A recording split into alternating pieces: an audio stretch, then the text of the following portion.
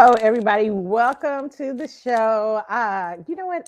I decided to have a quick show today because I thought I needed to talk about something I saw this morning when I got home from because I was up early. I had to go get blood work done, stuff like that. But listen, I saw something and I was just like, okay, you know what? This is something I really need to talk to my readers about. I mean, my listeners about. And we will, we're going to talk about some other hot topics while I'm here at it. But I really thought, I said, you know what? This is something that I was thinking about this morning. And as we go into the second half of the 20th, of the 20s in the, in the 2000s, how we go into the second part of this decade, that our choices and how our choices affect our lives and everything. Because I was thinking about that this morning. I was like, okay, choices are everything. And I was thinking about even how, in the midst of some delays, and things like that, because today I was running late for my appointment. And I was keep getting delayed everywhere. And I was laughing because I was so worried about parking at this particular place.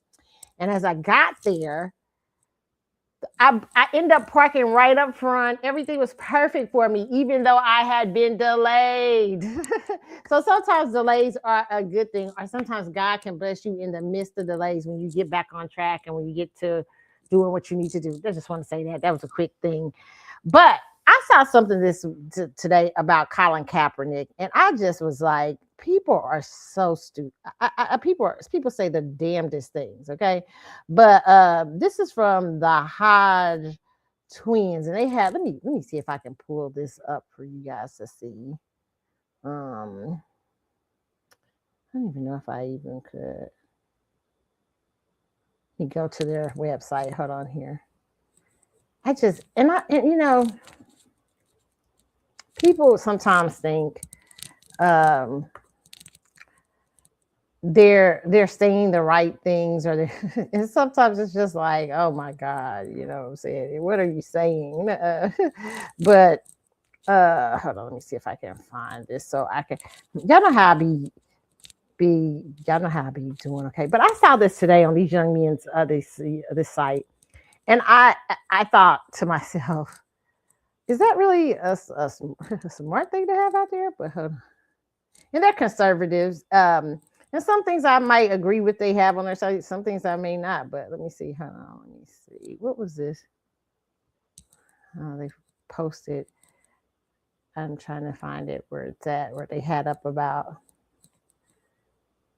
Colin. Okay, hold on. Have a lot of things, you guys, so I'm going to try to share it with you. Okay, we got it. Here we go. Okay, so yeah, they had this little interesting post about Colin Kaepernick, and I'll bring it here. Share the screen. But I felt like this is a teaching moment, for me and you, Hopefully you guys see it. It says, go woke, go broke. Colin Kaepernick sells downtown New York City condo likely at a loss. And this is from the Hodge twins. They said former NFL quarterback and activist Colin Kaepernick has reportedly sold his downtown New York condominium, and early indications suggest the deal may not have been a profitable one. According to a real estate sources, a luxury condo located in Lower Manhattan was sold for less than its original purchase price, raising speculation that Kaepernick took a financial hit on the property. While New York City real estate has rebounded in some areas post-pandemic, certain high-end downtown units have struggled with softened demand, higher interest rates, and shifting preferences. Okay, so so your thing is first of all, your thing is your title is kind of fun. It's funny, but it's not true. He took a loss because real estate in certain parts of New York is not just doing that good. Okay. That's what's really going on. Okay, but what I wanted to talk about was the title itself. Go woke, go broke. People people have associated being woke because liberals have taken that term and did all kind of stupid shit with it. And not only that, some conservatives have too. Liberals have claimed to be woke when they're not woke. They're just as asleep as anybody else. But they've taken the woke connotation, the woke, that word and that thing of staying woke and staying aware. They've taken it. People have associated it with democratic causes, and I hate that. Stupid conservatives, because we're being stupid when we do that. People who are that's saying staying woke is not a good thing. It's dumb. Yes. No, what are you talking about? Staying aware is a good thing. Not staying democratic, not staying conservative, but staying aware of what is going on around you. Staying awoke to the bullshit, as my grandfather would say. Staying awoke, staying aware. Okay? That is not a bad thing. And guess what? Sometimes you might go broke making a choice that you. Let me just say this to you, and this is the hardest thing to have to share with younger people sometimes because we've gotten a society, and even for myself, it's hard sometimes. We're in a society that having money is everything and shit. I like some money too. I ain't gonna lie to y'all. Everybody likes some money, okay? But and money is, how can I say this? Money is what's needed so you need money to move into the world, right? Different parts of the world, and when you're moving in the world. But there is, and people say the love of money is the root of all evil. And I always tell people it's that love. Like where you love money, where it causes you to do any and everything. It causes you to sell out yourself, sell out your soul, sell out who you are. Because Colin Kaepernick took a stand on something he believed in, whether you agree with him or not, what he displayed was a very powerful image for any group of young people when you're standing up, whether you believe whatever you believe in. It cost him. Sometimes doing the right thing is going to cost you.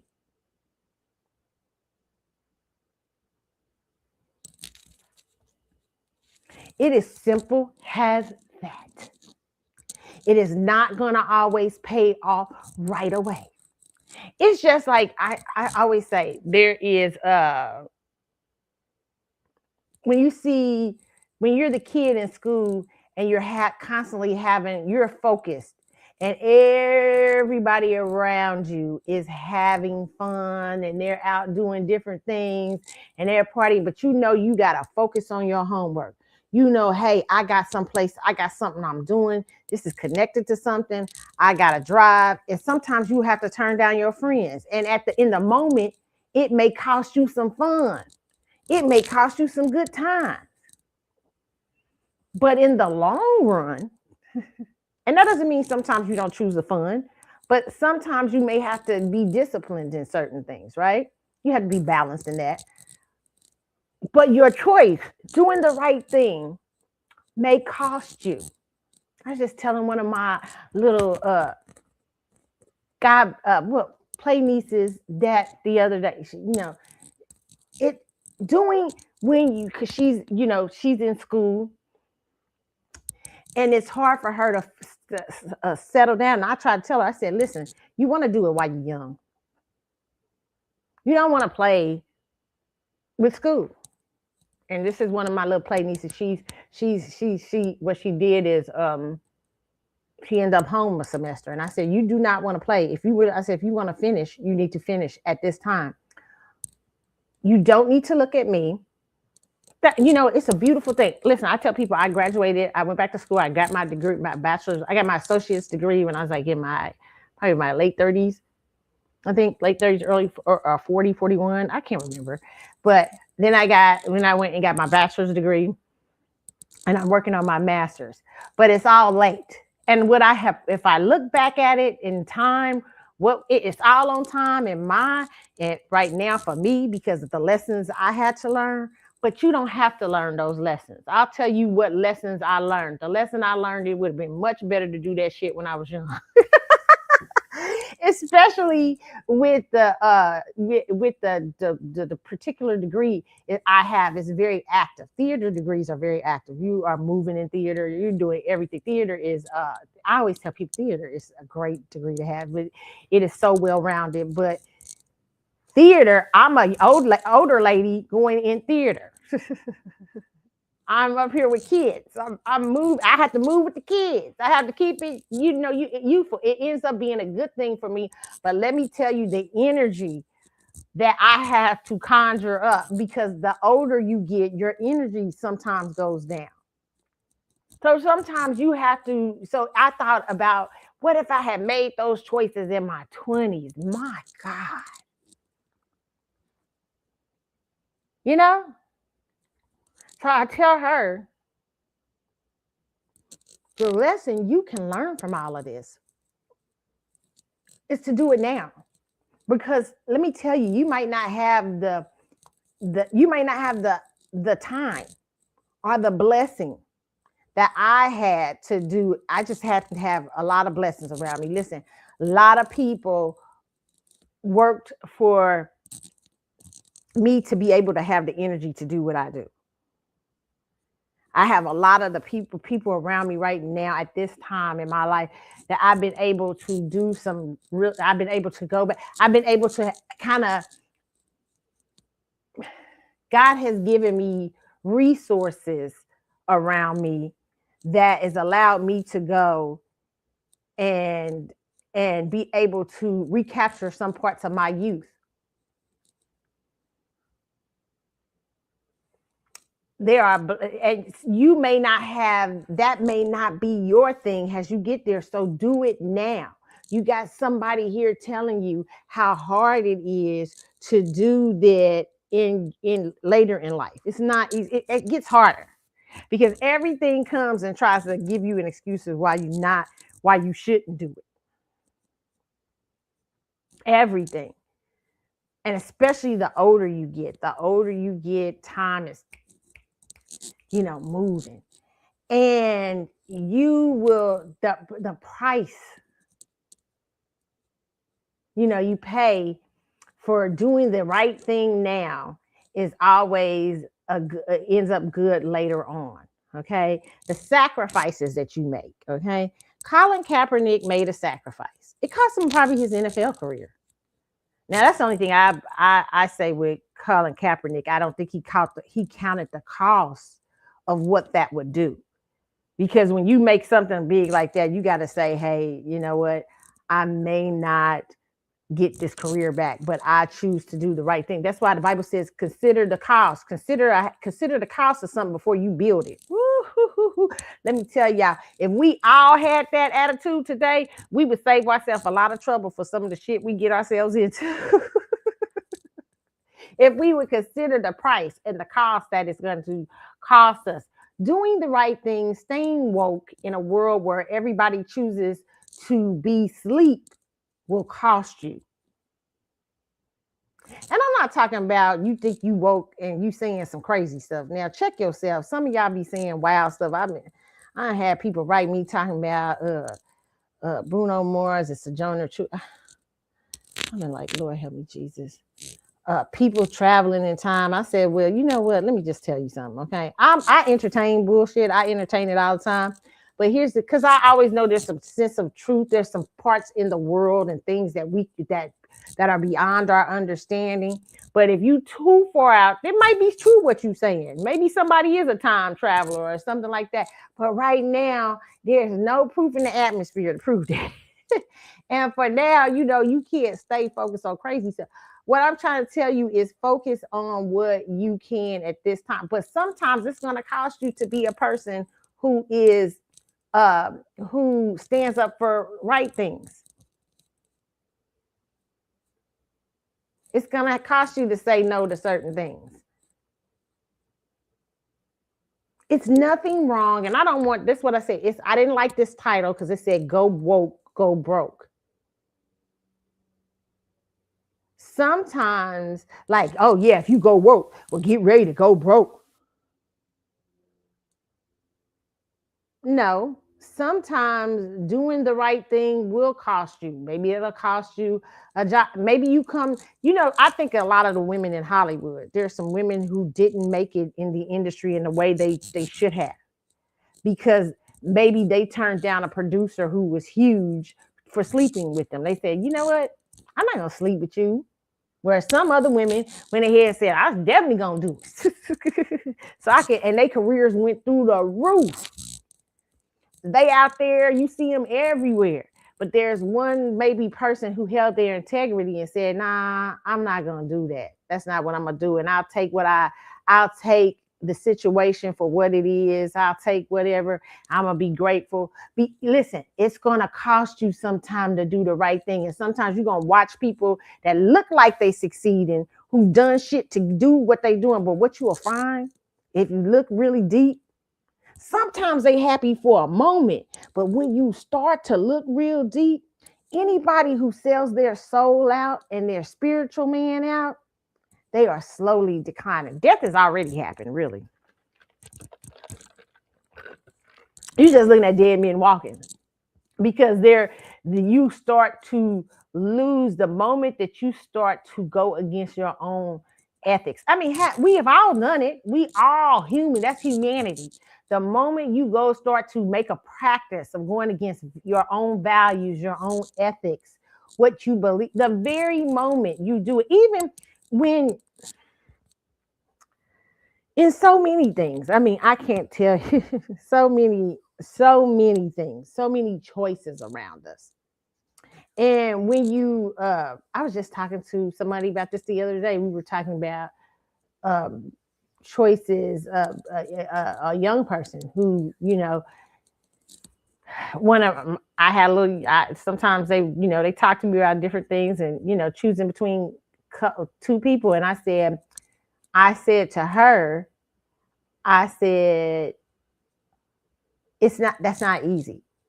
It's never easy to choose what it's never easy.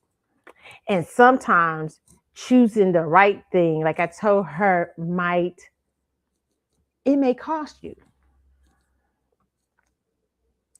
It may cost you, like we were having this, I said, it may cost you choosing to do something that's right, because she's trying not to hurt people's feelings and all this stuff, but choosing to do the right thing could cost you a potential person that's the love of your life. I don't know at this moment, but trust me, in time, that choice or whatever it is, everything will work out how it's supposed to work out. That's what I told her. It's gonna work out.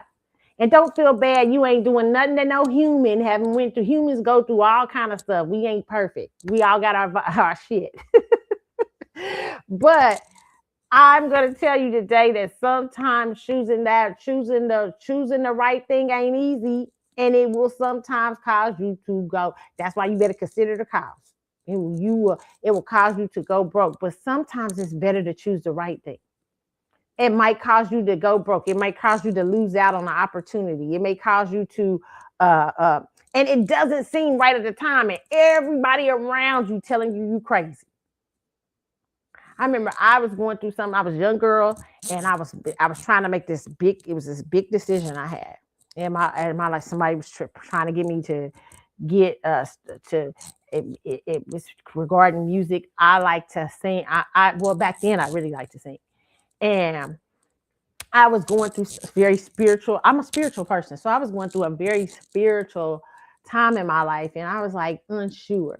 And I also recognize that I in my early years, especially, God, I cannot tell you how much fear sometimes led me. Okay, I had sometimes so much fear about so many things, and I know why that is now, but that was there too. But this time it was really more for me, a spiritual choice. And I was like, I chose something that most people wouldn't normally choose. And I remember a friend of mine just getting so mad about it, just thinking, oh, you get this, you got this, and blah blah blah. You would do that just because you feel like spiritually it's not this and that, and you not living in the real world and all this. And I was really feeling down on myself because I was like, shit, well maybe she right, and something said to me, no, to this particular opportunity, no, don't worry about what she talking about. And even my fear at the time was working for me. So I went ahead and I made my choice.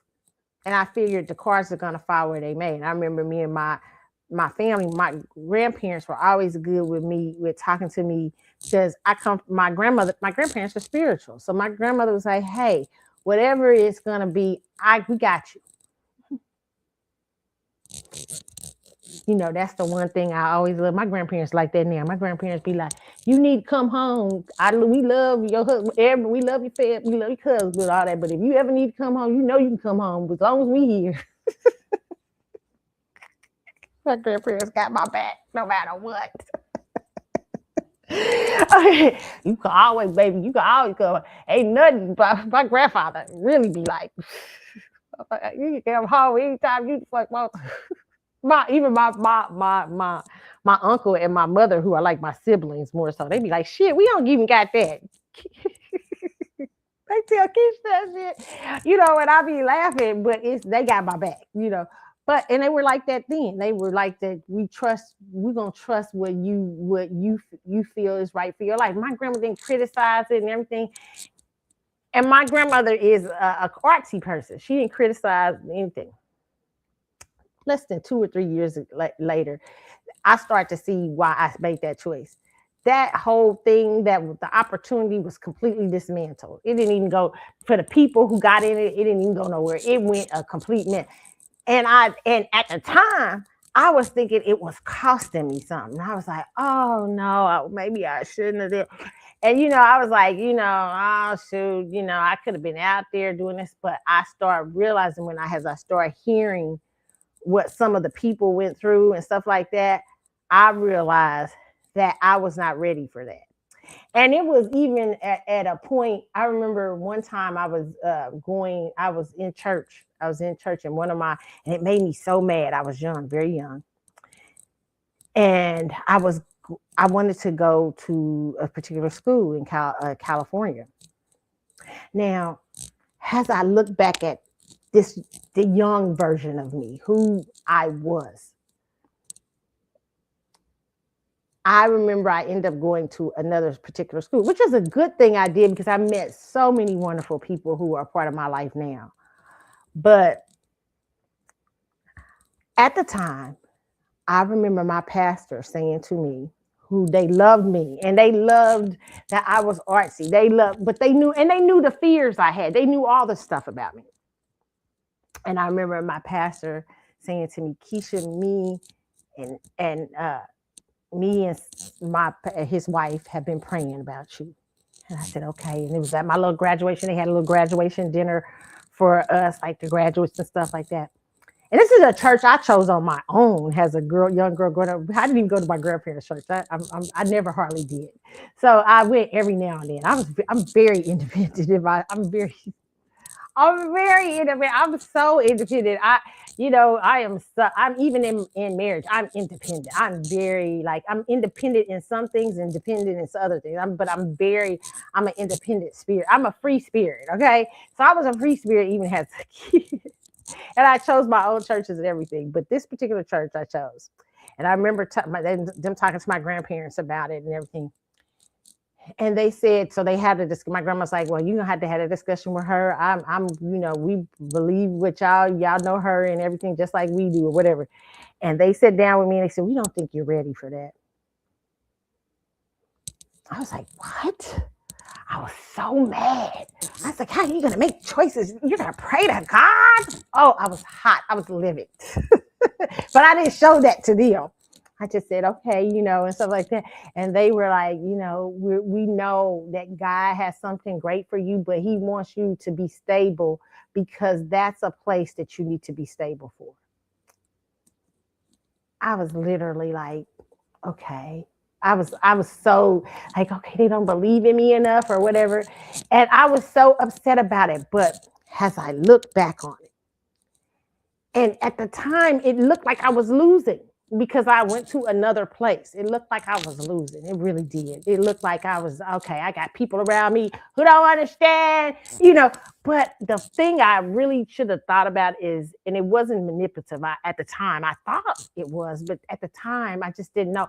But looking back at the young girl I was, had I gone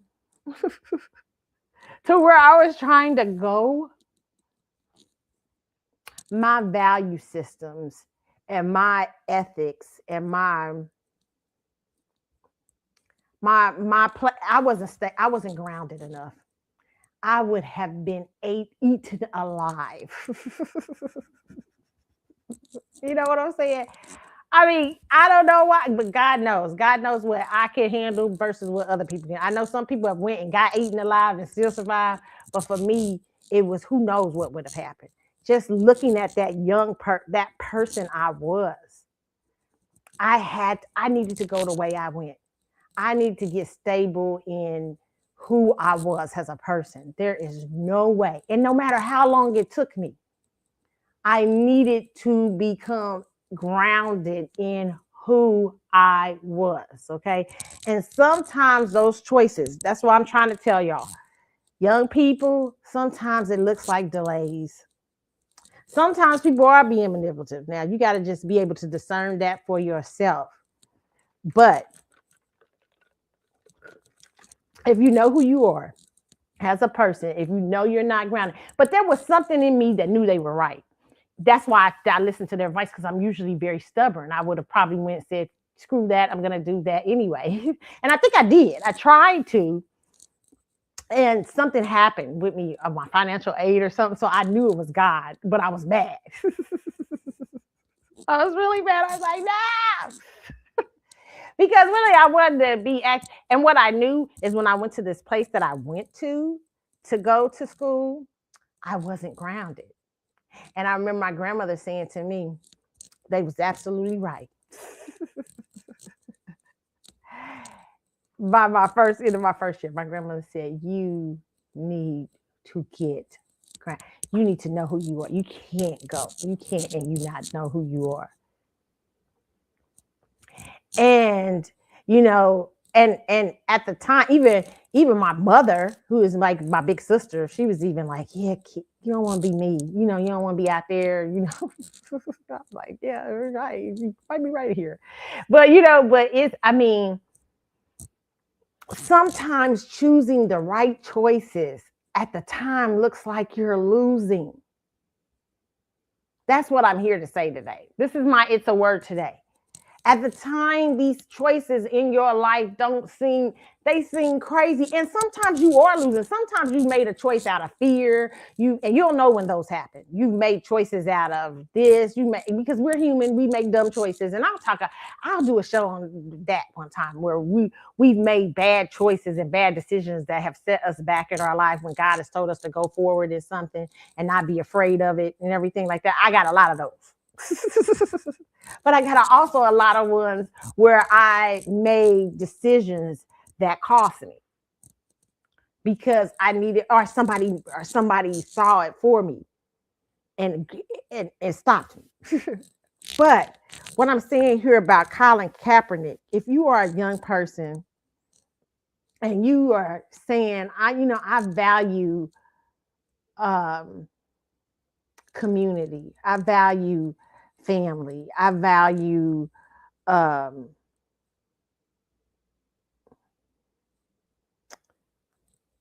morality, ethics. Can I tell you, you're in a time it's not going to be easy for you? It's not. As a matter of fact, people will call you naive for it. Oh, you don't understand the world and how the world is moving. You're naive. I don't know how many times I've heard I was naive. Oh, they're naive. They just don't understand the world. No, I understand the world plenty.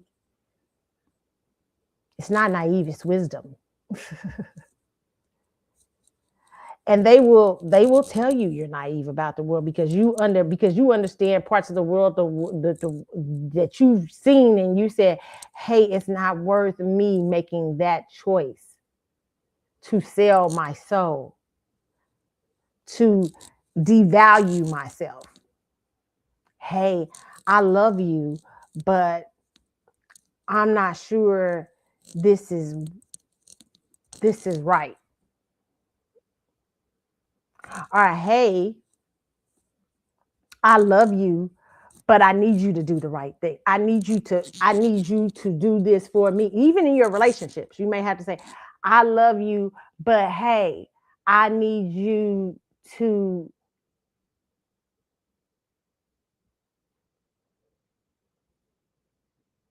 be your best self, version of yourself. I'm going to let that happen for you. Or I love you, but I need you to be free. Some people's got that. Some of y'all got that shit going on.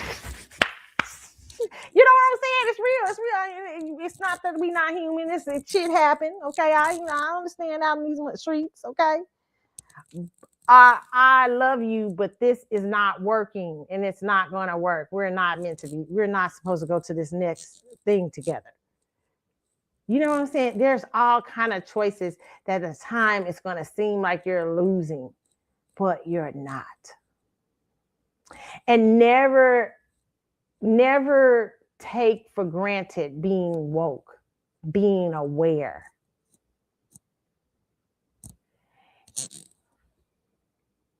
I remember here's a great movie I think that's kind of speaks to that if you're a young person. School Days. I love me some School Days. But School Days speaks of this dynamic going on campus, right? Of race,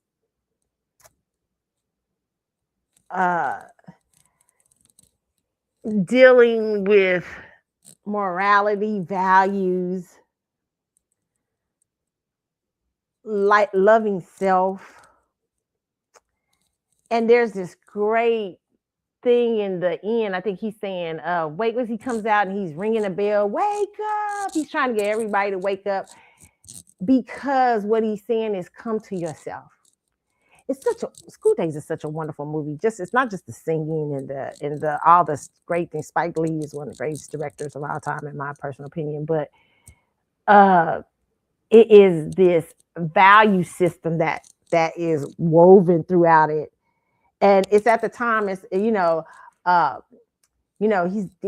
chooses to do this take on values. He chooses to use the setting of school, which I think is a perfect setting for that. And for young people who are coming into, adulthood and choices you make and who you become. So you got the cool kids on campus, you got the sororities and the fraternities. Then you got these kids who are anti that, who's like, be yourself, find out who you are. They might got the natural hair, they got this and that, you know what I'm saying? All kind of stuff, and it's power, to the people and stuff like that. But they're still struggling in their own thoughts and things too, right? But the beautiful thing is some of the choices they made, like they didn't. It cost them. It cost them to be political, like the character of Lawrence Fishburne, that Lawrence Fishburne played in that movie. It cost him to be politically aware at his school. Even though some of the things he's doing right, maybe he was doing them out of timing too, because sometimes you can be doing things out of timing too. Like sometimes you got to hold back. Like I always tell people, this is a good example. Let me give y'all a good example about out of timing. In the Bible, Moses, okay? If you love the story of Moses, if people have seen the story, whether you believe in the Bible or not, but the story of Moses is an Israelite who is raised in the house of Egypt. Oh, Moses is adopted. Okay, Moses doesn't know he's adopted. And he's been because during the time that I think was a king, I forget the king that was going around coming after all the babies and stuff like that in the trying to kill all the babies, and the mother, Moses's mother took him and kind of put him in, I forget the water or something, so that he could hopefully that someone would find him and protect him from what was happening at the time in Egypt. What happened is the baby that Moses happened to be found by the princess of Egypt. She was the king's daughter, and she chose, because she didn't have any children, she chose to raise Moses as her own. And here's the trick. Here's a great thing about that. She ended up picking Moses's mother to be her, the person, like Moses's nanny. So mama got to raise him anyway in the house of Egypt. Now, wait a minute. In the house of Egypt is in the king's house, in the Pharaoh's house. So Moses is being raised in royalty, in the things of Egyptian life, even though Moses is technically an Israelite, right?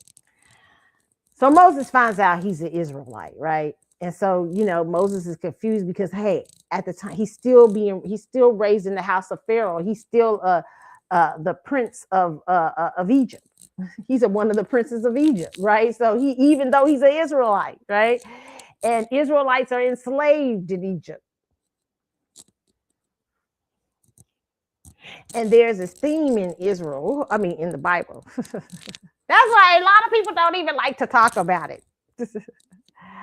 But what is it? Let me look it up. Enslaved.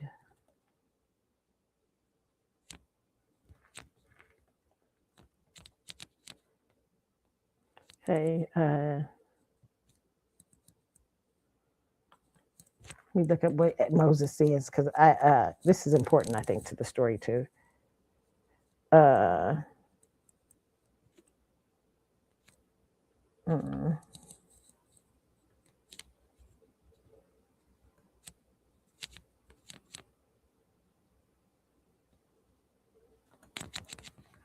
don't know if I can find it, but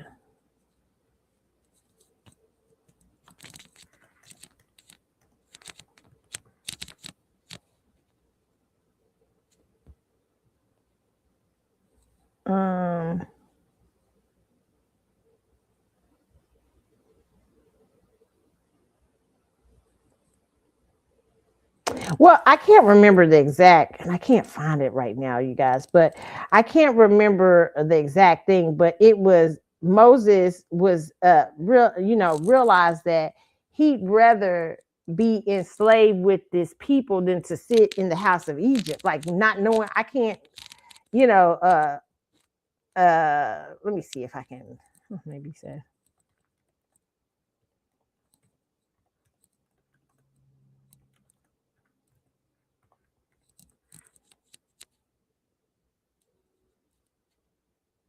Let me see. I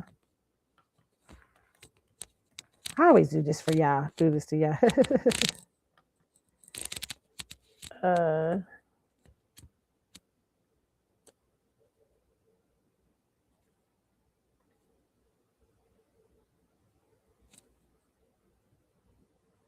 Or it's not that. It's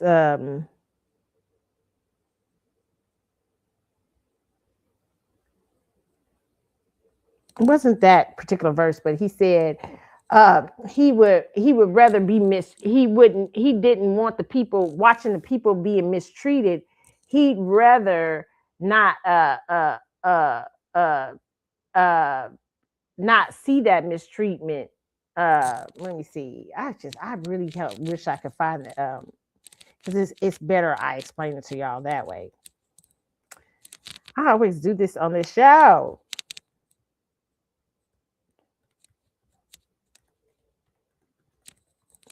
Uh,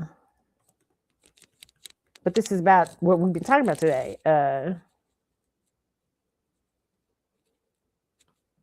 Okay, that's here it is. It's this one. Okay, this is in Hebrews actually. It says, by faith, when he had grown up, refused to be known. By faith, Moses, when he had grown up, refused to be known as the son of Pharaoh's daughter.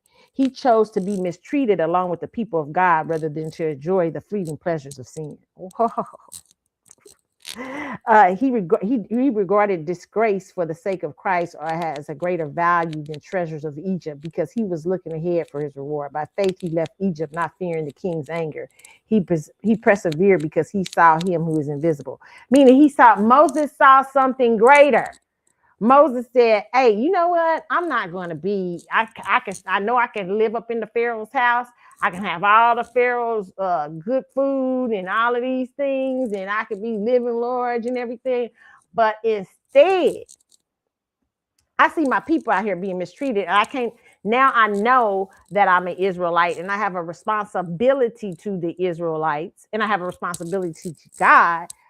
I'd rather choose for a season to be mistreated with the people of God than enjoy this good life y'all get, your ethic. And we all gonna have them choices, and sometimes we gonna make the other choice, all of us, okay? But I'm just saying and he chose to do that. He said, hey, that is my choice. And when Moses, we were talking about wrong timing. So Moses is out working in the field. It's deciding I'm not going to be the son of Pharaoh's daughter. I'm going to work in the field with the people. And he sees an Egyptian treating Israelite slave bad. He sees them hitting on them and everything. Moses becomes super angry because remember what Moses is. We already see Moses is, because listen, your childhood starts to tell you who you are. It really does, but Moses already is, he's already been raised in the things of Egypt. He's already a leader. He's already got the education and everything like that. But Moses, he's learning who he is as an Israelite. And Moses sees one of his people being mistreated, but he does not yet know the dynamics of Israel. He does not yet know the dynamics of being a slave, really. He's just chosen this, and he's very young in this, and he doesn't understand all the things that are happening. But where he sees this mistreatment, because Moses is a deliverer. Moses is a freedom fighter. Moses is here to get the people out of slavery, right? So Moses, this freedom fighter, is like, hey, you know what? Dude, I see him. He's feeling the need to punish this Egyptian, but it's out of timing because Moses hasn't yet grown into understood his value system. So Moses beats up this Egyptian, kills him. But it's against the law to hit someone in Egypt, to kill for an Israelite to hit Egyptian. Moses is then, so Pharaoh has to punish Moses. Moses has to flee. So Moses' mistake cost him years. Moses has to flee into the desert. He finds Moses has to go somewhere and build a fence. So Moses has to learn something else. His choice has cost him. So he's having to run. It's out of timing. Moses is out of time. Moses is like, you know what? He's having to run because they're going to kill him for making that decision. Pharaoh has to make an example out of him because everybody knows who he is and what his situation is.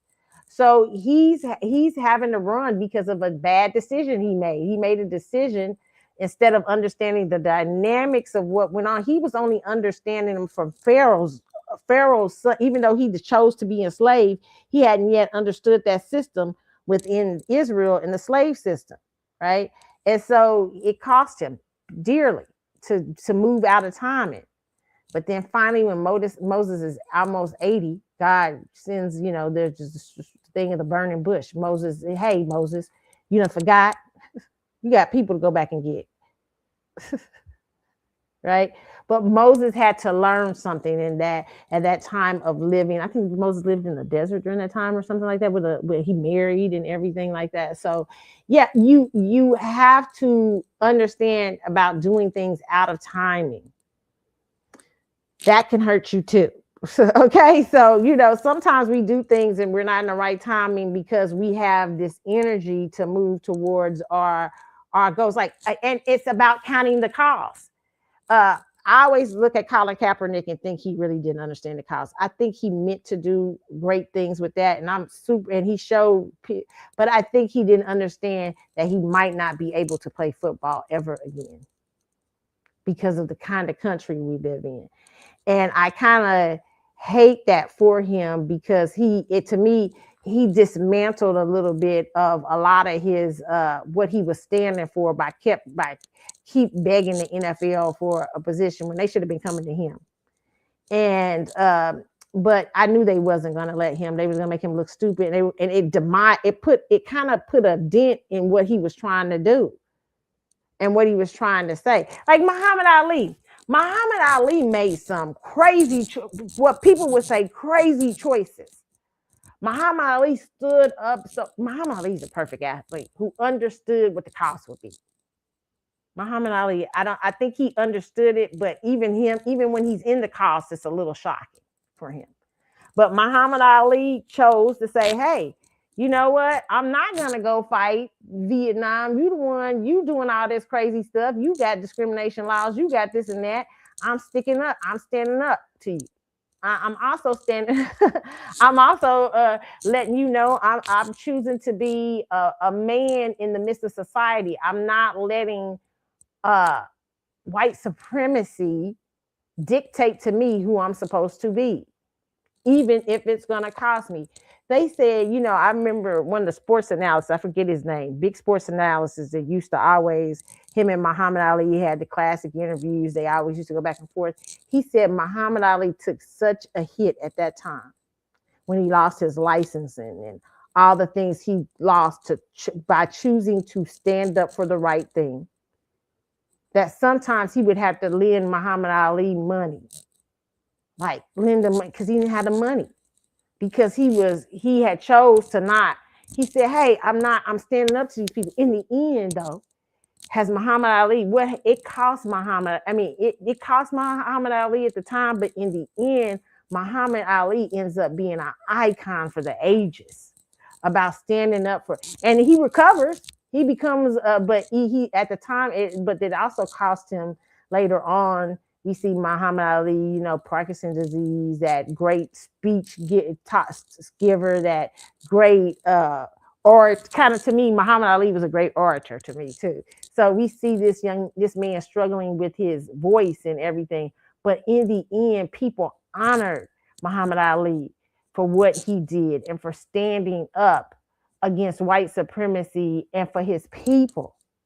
One of the greatest things of bravery. Same thing with when you look at, we go to South Africa, to Nelson Mandela, who spent 30 some years in jail because he just wouldn't go for it. But in the end, Nelson, whether you agree with, what happened politically, some people say Nelson got softer, some people say Nelson this, but listen, that man paid the cost for his choice. And in the end, he ends up being president of South Africa, and he ends up being honored throughout the world. But that choice was not easy, spending 30 some years in jail. Even though people in jail, people don't understand that when he was in jail, a lot of people took likings to him, helped him and everything. You get favor in jail. Listen, let me tell you something. God can give you favor wherever you go. That's why I love I love Felicia Rashad. She said something about what I've learned. She talking about her mama taught her that she can live anywhere, any place and still thrive. It was very powerful what she said. But yeah, that Nelson, and sometimes your choices won't always come out It will be years sometimes. Sometimes you will struggle for making the right decision.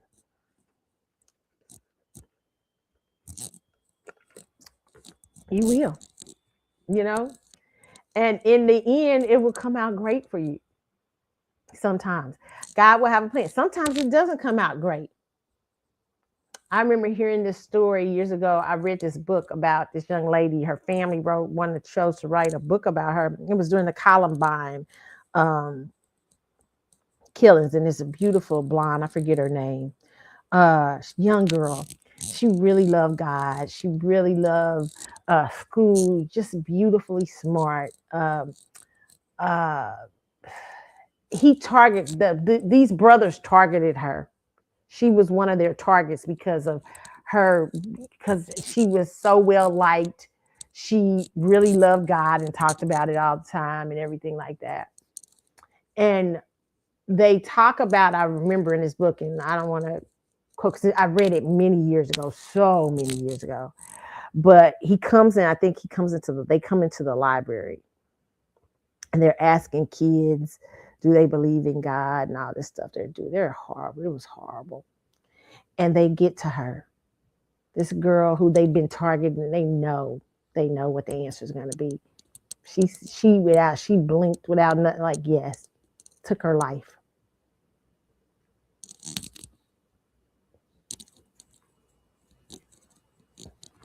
Even when I still read the story, I remember crying after reading the story.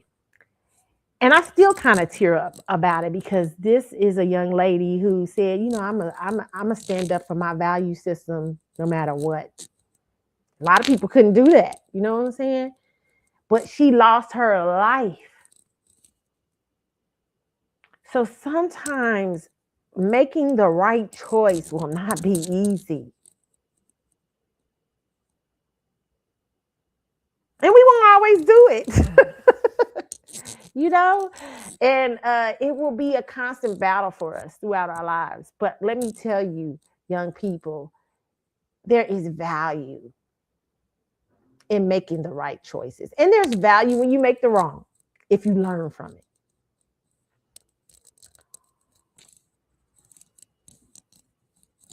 Always choices, sacrifices. But it determines, I always say that there is and listen, this is not just a struggle for y'all, it's a struggle for me, everybody. I might just be talking about it. I may be the vessel God chooses to talk through, but I am just a struggle with stuff just as much as anybody else. And one of the things that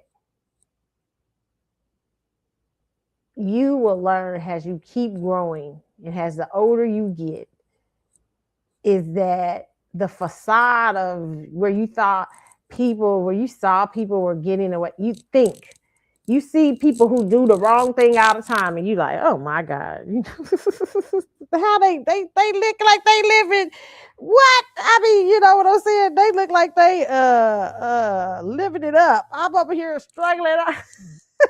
I done chose to do this, and oh no. Right? But what I will tell you, what you will find in life as you get older, that you're gonna find out is them choices. Some of the people that leave, they living in prisons. I'm telling y'all right now. Sometimes choosing to live free will cost you.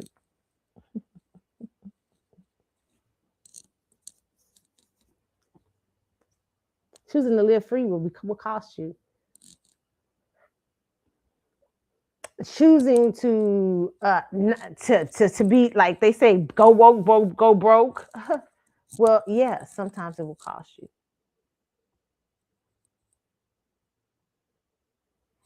Having a sense. So right now, it's something I remember hearing Dave Chappelle say on Inside the Actor Studios, one of my favorite Inside the Actor Studios years ago. But he said his father told him before he went to Hollywood, he said, name your price. Name your price.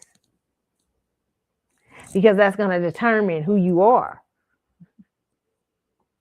Know what you won't do and what you will do. And he was talking about, I think he had something at the time to do, or like a show or something. And he said I think he said he chose to stay with his father because it was his father was dying. But he said he was glad that he made that choice. It's the value system. And he was talking about how he was able to make that choice, as you know, where he was able to turn down that $50 million because he didn't like how things were rolling on the Comedy Channel or whatever. But and think about what that. I often think about what that cost Dave Chappelle at that time, because we all loved that daggone show. I remember like, oh my God, no. You know, we all love the Chappelle show. And I remember him he wasn't feeling in his spirit about about the direction it was going into. He never could get, he didn't feel good about it. And I remember at the time they were saying he was crazy. They were saying, he was on drugs. They were saying everything known to man about Dave Chappelle making that decision not to take the money. In the end, look at Dave Chappelle right now. One of the freest, almost can't be canceled. Almost. I mean, he can say he's one of the freest guys. I've seen since Paul Mooney. Like, he can say what he wants, and he's not. He doesn't. Even though people don't like it, sometimes people get mad at him. He's already been through the ringer. He's like, "What you gonna do to me? You've already called me crazy. You've already called me this. You've already done all these things to me." He's come out on the other side shining. But at the time, I bet he didn't feel like he was shining. I remember him going on those interviews and trying to explain to people. And that you could see the nervousness inside of him at the time, like damn. And I don't know where he is now in his life and stuff, but I can see that making those choices, him struggling with if I don't take a hold of my decision making right now, my life, everybody's gonna run me. And it all went back to that his father telling him to name his price. And he knew what his value system was. And it wasn't, I didn't want to go that route. And I couldn't live with myself for that choice, even though all y'all liked the show and all of y'all this and that, but I understood where they was going to take it, and I had to make that choice at that time. And he ends up on the other side being one of the most famous comedians. Dave Chappelle can show up tonight somewhere and sell out because he's free. He went through the fire and came out. Okay, sometimes you got to go through the fire, y'all. Sometimes you got to go through the fire. Okay, sometimes you got to go through the fire. So that's what I would say to y'all. That is my talk on that today, okay? I really wanted to get it because I saw that. And I don't want us to, and for parents out there and for our people who got nieces, nephews, loved ones, young people you love and everything like that, you see these moments, somebody talking about, understand. I think so much today, what we've done to young people today is that we have we've either caused the extreme entitlement, because this next story I'm going to talk about is about entitlement, or we've caused extreme idea of having money is the most important thing and nothing else. We haven't taught them how to have values and ethics and choices. I mean, listen, every person, every civil rights leader, I want y'all to think about this. I talked about Nelson Mandela, but I'm going to talk about the men who died, who lost their life. Dr. King. Dr. King lost his life. He knew it. You hear the last statement. Listen, even though Dr. King had a messy, we know Dr. King was messy. You know what I'm saying? A lot of times, well, let me tell y'all something. A lot of spiritual people are messy. Okay? They are. Let me tell people about that. Yes. Listen. I always tell people I love the David series. I'm watching the David series right now. The third season hasn't come out, but I'm watching the story of David, baby. because David's one of my favorite characters in the Bible. Talk about messy. David was messy. Okay. David was messy. David was not David was not only chosen to be the king of Israel, okay, because Saul just jacked his shit up. Saul was out there doing whatever he wanted to do. But David, he was a little shepherd boy, and God said, but what David knew how to do that God liked is David knew how to lead. He was brave, had courage. David knew how to repent. And that's all things you need when you be a king and leading people, right? So David was a mess. David was but the true nature of David, he was a womanizer. David was he was a fighter. Like when he learned to fight, I mean, they say David was one of the bloodiest kings that Israel ever saw. So much to the point that when David thinking he gets to build the temple, David like, God, yeah, okay, I got this guy. I'm a subdued out of king. I'm ready to build this kingdom. God, like, you got to be kidding me. You got too much blood on your hands to be building the temple. Right? But God loved David and called David his friend. And David was a messy. Okay, but let me just say this. Often spiritual people can be messy. Okay, God will choose the messiest people to work through the weakest of their tribe. So Dr. King, it doesn't surprise me. Hopefully in the end of his life, Dr. King got it together with God. I don't know what was going on there, but listen, Dr. King had a messy thing. But one of the things, Dr. King had gifts. Dr. King was a great orator. Dr. King was one of the most brilliant men of the 20th century. Dr. King was, when we talk about spiritual, he was spiritual. He had spiritual eyesight. Definitely a prophetic voice. I mean, Dr. King comes in there a couple of days before or a day before his death, talking about, I've been to the mountaintop. I may not get there with you, but my eyes, he went somewhere spiritual. He wasn't even talking about the civil rights movement. I wish people understood what Dr. King. Dr. King could be spiritual, very spiritual.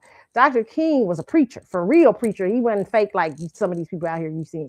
Dr. King could preach, and was called to it, I believe. But he goes over into a very spiritual connotation. It's when you see where Dr. King gave that speech, that last speech.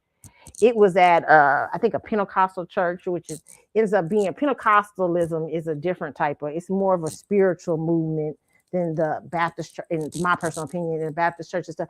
But what Dr. King to me was saying prophetically is that the next movement of people, the next movement in our struggle is spiritual.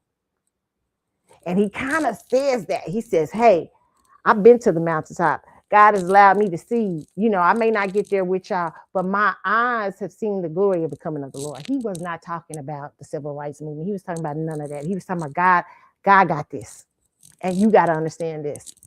We done did all we can in the natural realm.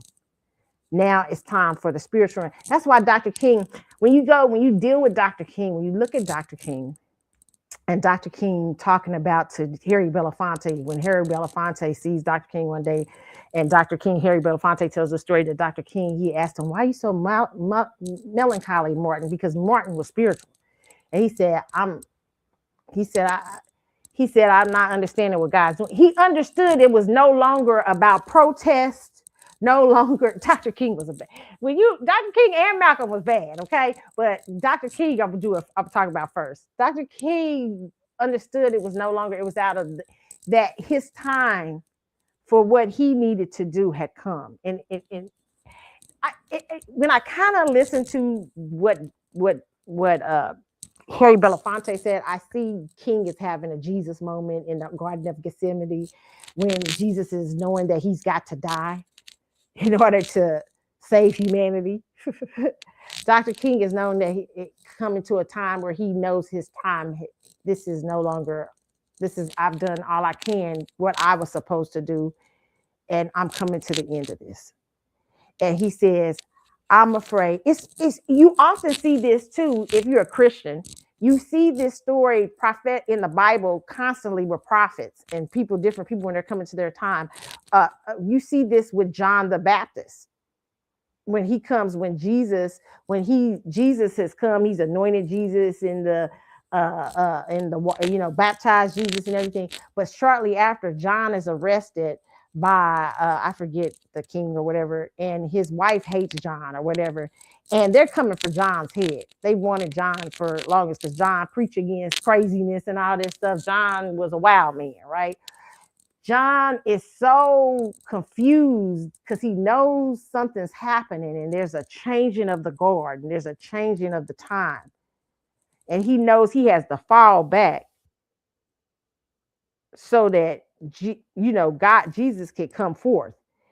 And he's in there in this place and he's confused and he sends word uh to to Jesus through some of his men. He says, "Are you the one that is to come, or shall we look for another?" Now, wait a minute. John knows who Jesus is, but John at this time, he's going through this struggle because he's going through the spiritual struggle between life and death, to transformation. It's time for me to transform. I got to know before I let go of this. Hey, because I'm here. I'm at this point. They're getting ready to take my life. Are you the one? And Jesus says, sends back the words to him, say, hey, let them know that the lame walk, the blind see. I'm that mean. Okay. All right. And John ain't got no more to say, and John ends up being beheaded by that family. I mean, that king or whatever it is. But the same thing, Dr. King. Dr. King is going through this struggle of like, oh my God, wait a minute. I see America might not be going in a good place. And he says, I'm struggling because I'm trying to figure out, have I integrated my people into a burning house?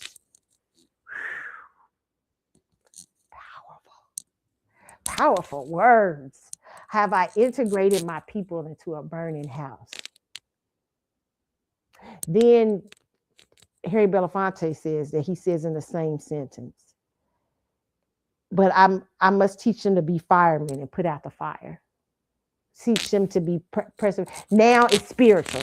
So when Dr. King shows up in that church a couple of days before he's already seen it. It's all God's already spoke to him. He already knows he's coming to what is the end.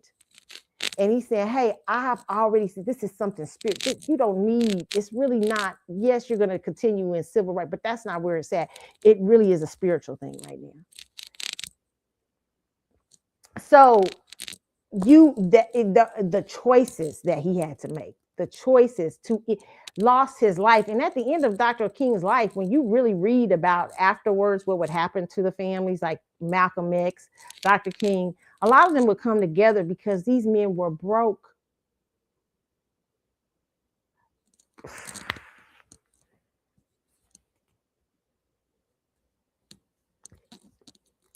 People hated Dr. King at the end of his life, black and white. Dr. King was considered a troublemaker at the end of his life. The man y'all got the holiday coming up for, people hated him because he was no longer just going, he wasn't just dealing with race anymore. He was acting as a prophet and telling them what was going on, what was, he was in a different mode.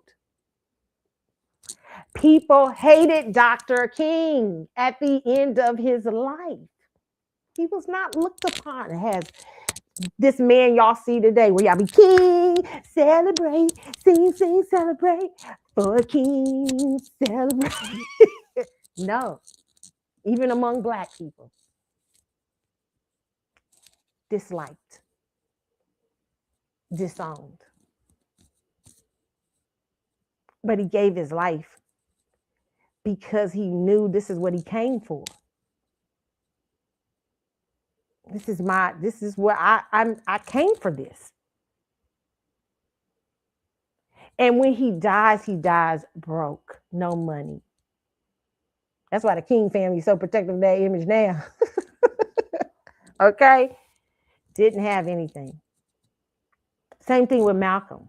Malcolm, beautiful Malcolm. That's what I call him, beautiful Malcolm. Malcolm, it cost. Talking about a wild guy. Malcolm was the opposite of Dr. King. Very wild in his first half. When he's on the path to spirituality, Malcolm is, running gangs. Malcolm's doing all kind of stuff in his early years. And Malcolm goes to prison. And Malcolm discovers Islam. But what's great about Malcolm, whether you agree with Malcolm spiritually or not, Malcolm, to me, had a prophetic voice. Malcolm was dealing with a lot of the same things Dr. King, even more stronger. Malcolm was so strong in prophet. I mean, even Malcolm was a corrector of correctors. He would correct King in him. He'd be like, nah. Malcolm like, nah, you a punk. You ain't doing that because of that. You doing that because, Malcolm was constantly checking the system. But also what people didn't know is when Dr. King and them went to jail. I forget where in that town where they went to jail. Malcolm showed up and said, anything I can do, told Ruby D and them, anything I can do, tell them, let me know. Malcolm really wasn't as big as the enemy, but he was there to checkmate him. Malcolm was the prophet of prophets. You know what I'm saying? Malcolm let you know. Malcolm coming at you. And Malcolm was saying the future, what the future would be. And I think Dr. King came later on to understand Malcolm more after his death.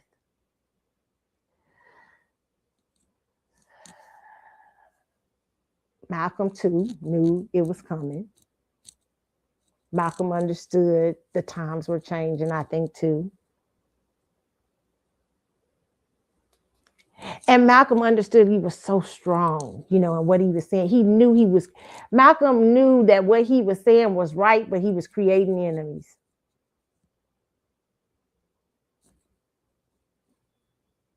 In front of his children, I think, in front of his wife. Black people come in there, that thing, who probably was commissioned by other people. And some of the people that went to jail for Malcolm's death didn't kill Malcolm. We find out later on, some of the people got away with it. He meets death publicly.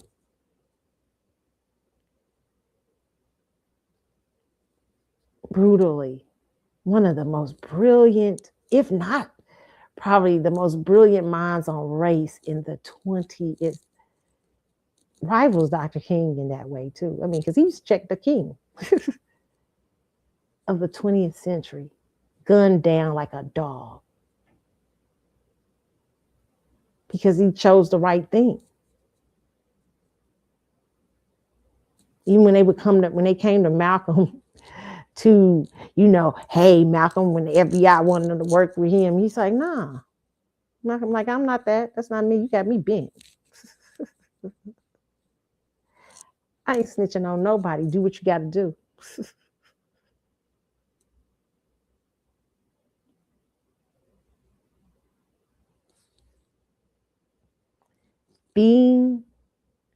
Making the right choices will not always be easy.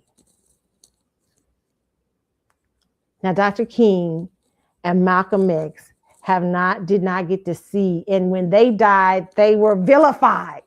They have not gotten to see the glory they got today. They getting today. I love Boondocks, because on Boondocks they showed Dr. King coming back there. It was funny. Boondocks, one of my favorite episodes. Aaron Magruder, genius.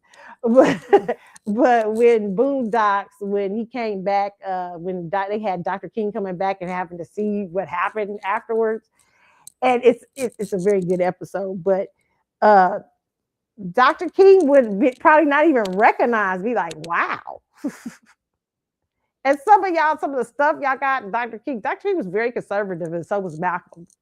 They would probably be shocked about some of the things y'all they believe. And again, here's the interesting thing. They might be vilified again because they would have to redefine who they are in a world that has made them a hero and only took certain parts of their energy to make their points. Like they've only took certain parts. Oh, Dr. King said this. See, Democrats, this, or Dr. King said this, Republicans, you know what I'm saying? And they would be vilified again because they would have to redefine themselves and their values in a system who's created them as these heroes, but only took certain things from them to keep. The only thing that they tend to use for Dr. King is I've been to the mountaintop. They don't really interpret it right, that speech. And they tend to love the I Have a Dream speech, which is not one of my favorite speeches of Dr. King. I actually didn't like it, especially the end of it. You know what I'm saying? But they tend to take those two and they have rearranged who Dr. King was in the last final years of his life and who Malcolm was in the last final years of his life. They've taken those things and they've created heroes. And really, those men would probably be re-vilified again today. That's what even Jesus, if he showed up again, y'all probably vilify, y'all probably still nail Jesus to the cross because he would have to redefine himself in a world that is created hero-like status and really hasn't understand the power of choices and decisions that those men made in their life. Not to compare Malcolm and Martin to Jesus, but I'm just saying Jesus is different. We understand that, but they follow in the tradition of what Jesus came to do, and others have followed in the tradition that I talked about. People would have to redefine themselves that you guys call heroes today. Who were hated at the end of their lives and who didn't get glory. And it's one of my favorite parts in the Bible, and it's very sad sometimes because I always be like, God, I don't understand that, and stuff like that. But there's this part in Hebrews where they're talking about faith, and they're saying by faith this person did this and this person did that, and by faith they were able to do this. And it's chapter, I think it's like the whole chapter 11 of Hebrews. It's a very powerful thing, but it just talks about life. It says, by faith, Abraham, when called to go to a place where he would later receive his inheritance, obeyed and went, even though he did not know where he was going. By faith, he made his home in the promised land like a stranger in a foreign country. He lived in tents, as did Isaac and Jacob, who were heirs with him of the same promise, for he was looking forward to a city of foundations, whose architect and builder is God. And by faith, even Sarah, who was past childbearing age, was enabled to bear children because she considered him faithful who made the promise. Okay. Then it goes down, it says, and I'm not trying to preach to y'all. I'm not a preacher, but what I'm trying to tell y'all is using these things to help you guys in your own current life. But it says, all these people were still living by faith when they died. They did not receive the things promised. They only saw them and welcomed them from a distance. What Dr. King says, I've been to the mountaintop. I've seen, he was referencing Moses. When Moses went to the mountaintop, God said, Moses, go up he calls Moses up to the mountain. He says, you're not going to enter the promised land, but let me let you see it. Because you're seeing Moses' frustration and sin had stopped him from entering the promised land, but he brought him out. He said, I'm going to let you see it. But so Moses could know it's okay, you know what I'm saying? But they saw them and welcomed them from a distance, admitting that they were foreigners and strangers on earth. People who say such things show that they are looking for a country of their own. If they had been thinking of the country they had left, they would have had the opportunity to return. Instead, they were longing for a better country, a heavenly one. Therefore, God is not ashamed to be called their God, for he has prepared a city for them. Okay, what it is saying to you is that sometimes you won't see in this life some of your great decisions. Like Dr. King didn't get to see all this hoopla about him. You probably would have told Dr. King he was going to be a national holiday. He probably was like, what? You told Malcolm X people was going to be wearing X hats and a movie was going to be made about his life and his book was going to be one of the best-selling autobiographies. You'd probably be like, what?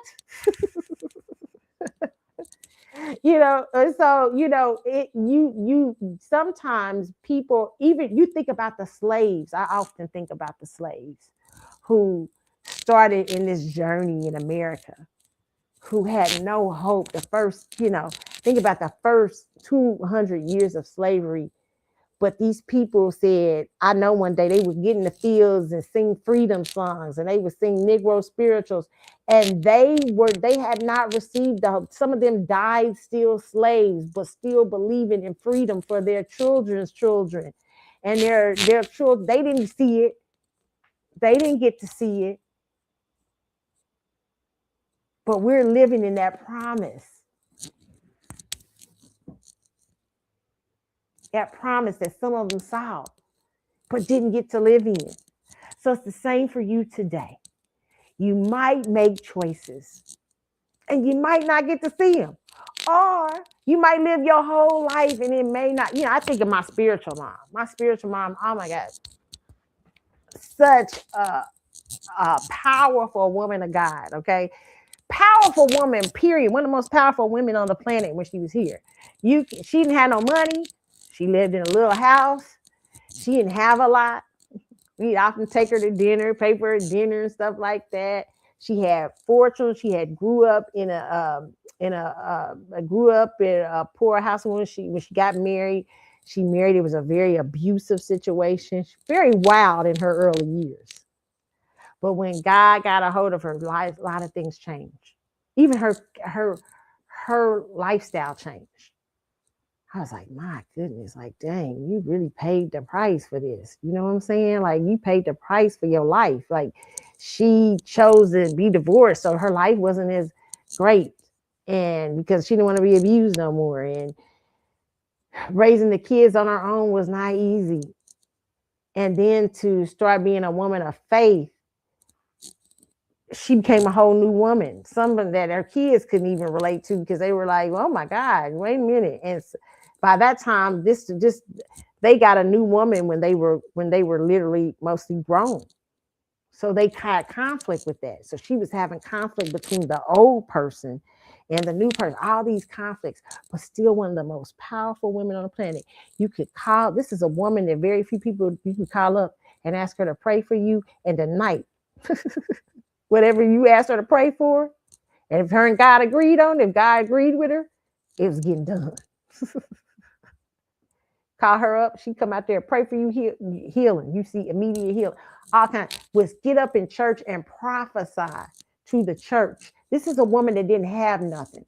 This was a big old mega church in Kansas City. She get up, she was one of the head prophets of the house. Prophesy, it come to pass. They see it come, they be like, Miss Mama Christopher told us that a year ago. I mean, just just a powerful woman.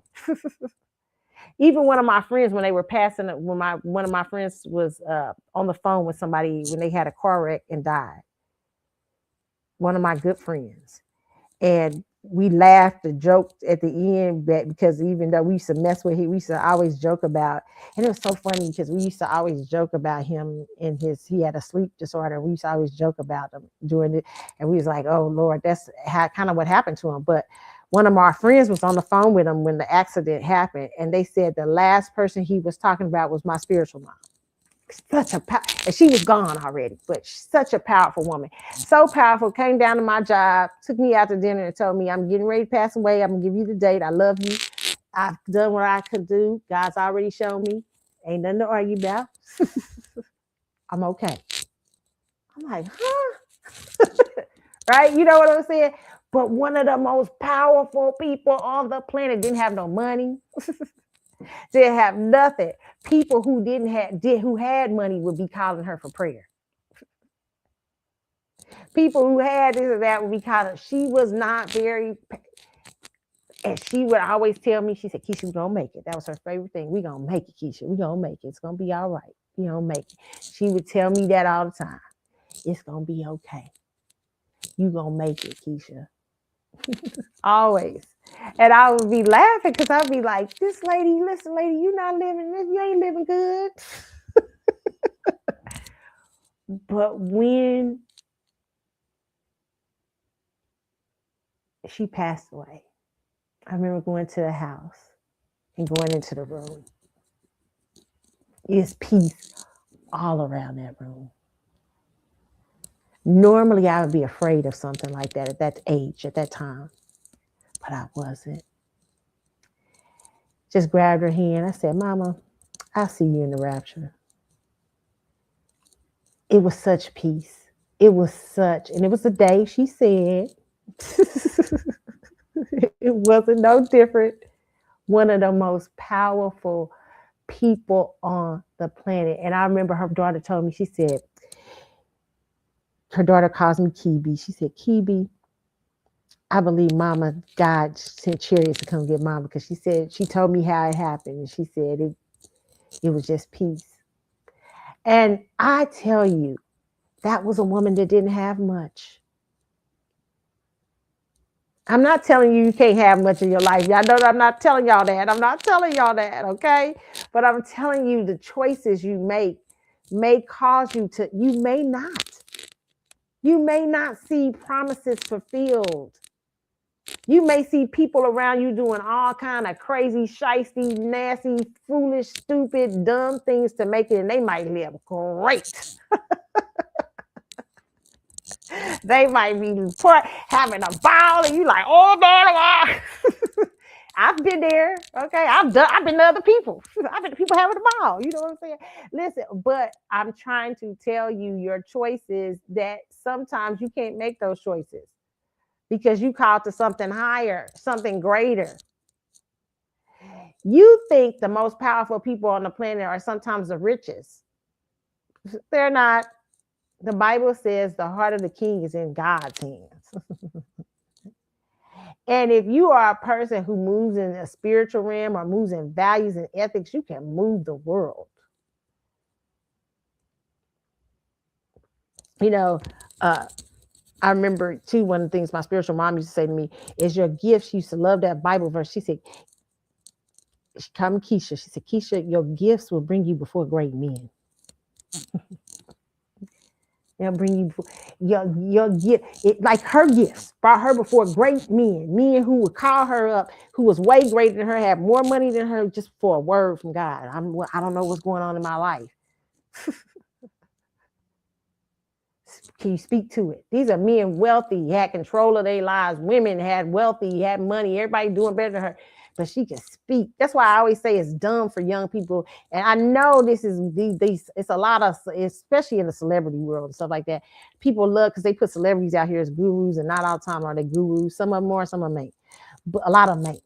But they'll say, listen, don't listen to nobody ain't got nothing. Don't listen to, that's not true. You're dumb if you listen to that. You listen to a person that sometimes is some of the most powerful people in the world ain't got nothing. And some of the least most powerful people in the world got everything. Because the world is not dictated by the natural.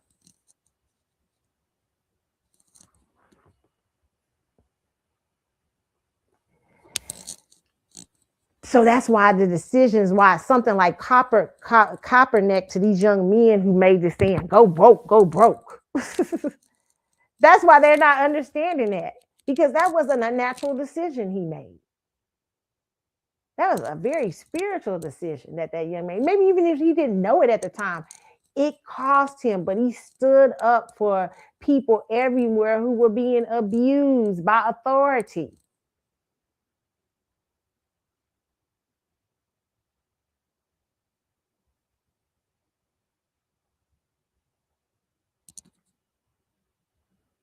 I will not pledge allegiance to something that doesn't stay true to its word. That's what he was saying. And it kind of trips me out, because Christians, a lot of conservatives are Christians, and they were angry with him and they were worshiping the flag. And I'm like, y'all know that you can't worship the flag. Y'all know the word of God.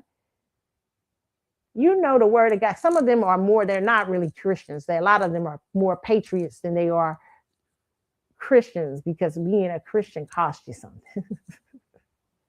They're more patriots. They're more for their country. Yes, you can be for your country, but you also sometimes got to stand up against the, Daniel was rebellious against at the time of the king. Daniel was like, I will not eat the king's food because that ain't God's food. Okay. Dan, you can throw me in the lion's den. I ain't doing it. I know who I am. I am a prophet. Whatever. If the lion's going to rip me up, this is a choice I'm going to make. Throw me up in there.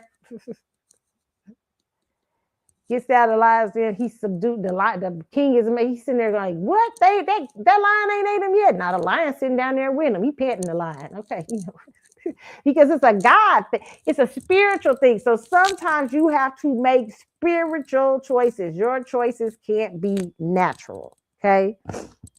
And that's all I'm saying to you guys. I really hope you get this. I hope somebody gets this lesson. I always try to preference this. I am not no preacher, okay? But I love to use the word of God sometimes to help people, or use what I perceive as the word of God, or use what as biblical. You can use them in your life no matter who you are, what your faith is. You can understand that things are, you won't always be living, you won't always live in the natural realm, and some decisions that you make will not seem right to people. Colin Kaepernick made very brave, bold decisions. Okay. And to teach your children that is really going to be let me tell you, the salvation of humanity is really in teaching your kids how to make choices that are grounded and spiritual, and knowing when to make them and when not to make them, when to step back, when to not do anything, when to stand still, all those things. Giving wisdom is the greatest gift that you can give somebody, because what I tell you is, you think that Trump is the most powerful person right now. Listen, there are people on this planet right now that can pray tonight to God and send Trump a dream. But that's it. Y'all don't have to believe that if y'all want to. Y'all got to believe none of that. Okay. I'm trying to tell y'all it is. It's because we live in the spiritual realm. That can send listen. Okay. In a day, if God wants somebody to get up there to talk to him or anything spiritually, there's people more powerful on the levels that you think. Dr. King was more powerful than anybody in office at that time, because he was moving in wisdom and spirituality. He was moving in his gifting. He was shaking the earth. When he left, it shook the earth. That's a power going out of the earth, right? So sometimes your power isn't in having money. It isn't in having wealth. That carries with it a certain type of power. But I'll tell you what, the spiritualists are always more powerful because they got a direct line to God. Okay. All right. So you guys, so now I want to talk to you about some of these stories, these other stories out here. Okay. A couple stories before we go. Let me see. Do I got my, hold on, let me pull it up. You know, I always got to preach out, my version of preaching, everything of preaching, but you know what I'm saying. Let's see.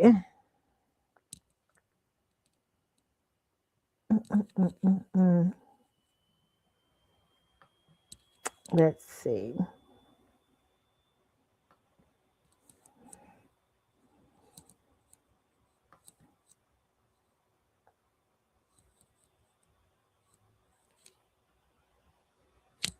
Okay, I'm getting.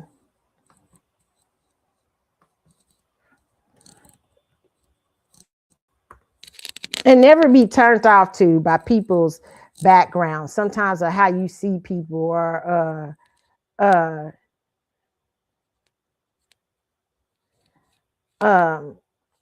how you see people and stuff like that, because what you're seeing is not really the person. Even when you see people struggling and going through certain things,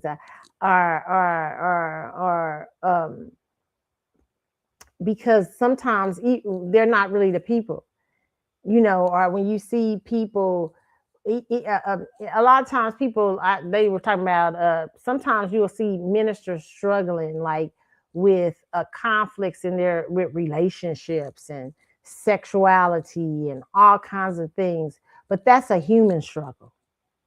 It doesn't diminish yes, that you mean people. All humans have a struggle with sin, and are what people consider as not doing the right thing. Sometimes struggling with doing what you should do, or stuff like struggling with it could cause you conflict. Okay, but at the same time, it could cause you growth. So sometimes, yes, David often was caught up in things that was very conflicting to him. I mean, getting with Bathsheba was conflicting. Bathsheba was when he got with Bathsheba, him and Bathsheba really cared for each other, but Bathsheba was married. Okay, he killed Bathsheba's husband to get with her. But Bathsheba was end up being one of his most powerful ally wives. They lost that baby. They paid for it. But at the same time, Bathsheba goes on. I think Bathsheba has other children. Bathsheba and becomes one of David's greatest, I think, allies. His wife, David, loved her.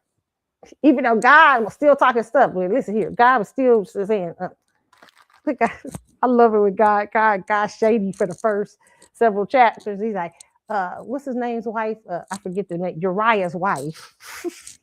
He doesn't yet call her David's wife, even though David has become married to her, because he's like, David, you tried to hide from me your mess. Instead of coming to me, you tried to hide it from me. Because he got her pregnant, right? But they loved each other, and two people found each other in a mess. So messy, human. Can I just tell you, whoever you are out there and you're listening to you might be you might be messy.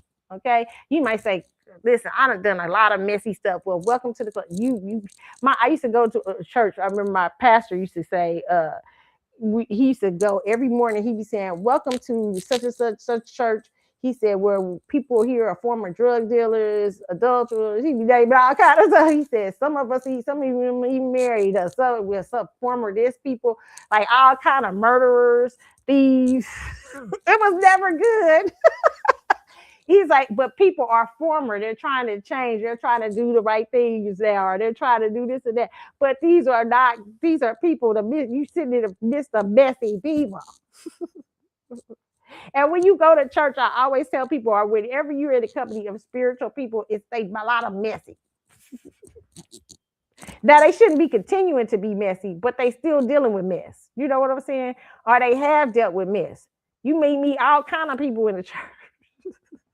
Okay, but that's what it is. It's not a country club. It's for spiritual places or for people to get well.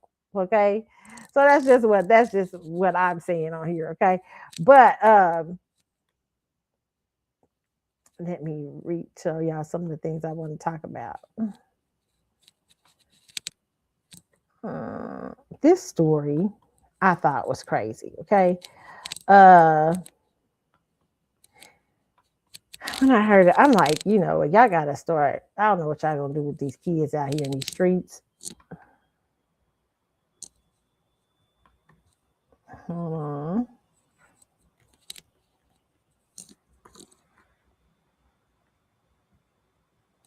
Try to bring it up for y'all.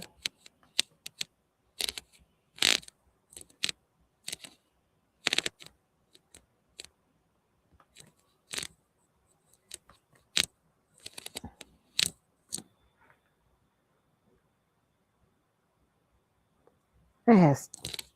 Okay.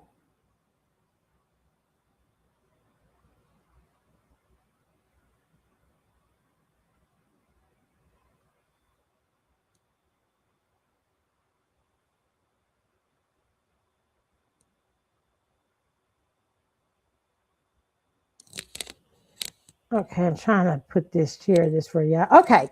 Yeah, hopefully y'all see it. It says 11-year-old birthday boy arrested for fatally shooting his adoptive father after his Nintendo Switch was taken away. Victim wife says their son was in the closet saying he's dead after she was awakened by a loud bang. This is from the Neighborhood Talk. So I'm going to let y'all see this real quick. Hold on.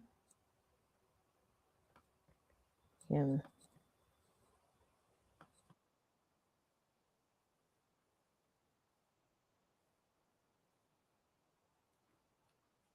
Found the keys to his dad's gun safe with the intention to shoot his father. Now, the new documents revealed that Clayton William Dietz shot 42-year-old Douglas Dietz just hours after he and Clayton's mother sang Clayton a happy birthday.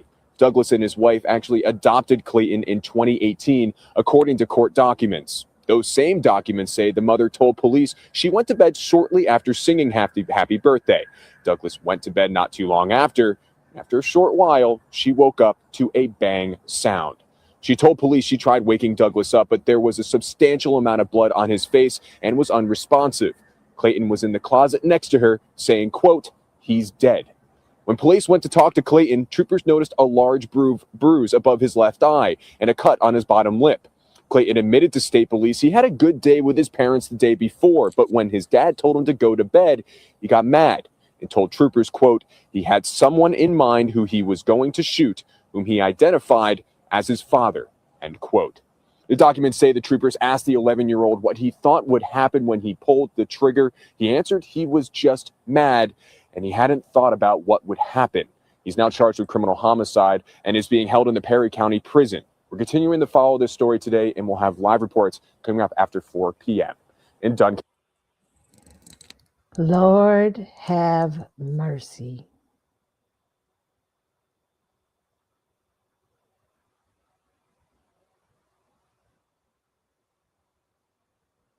Wow.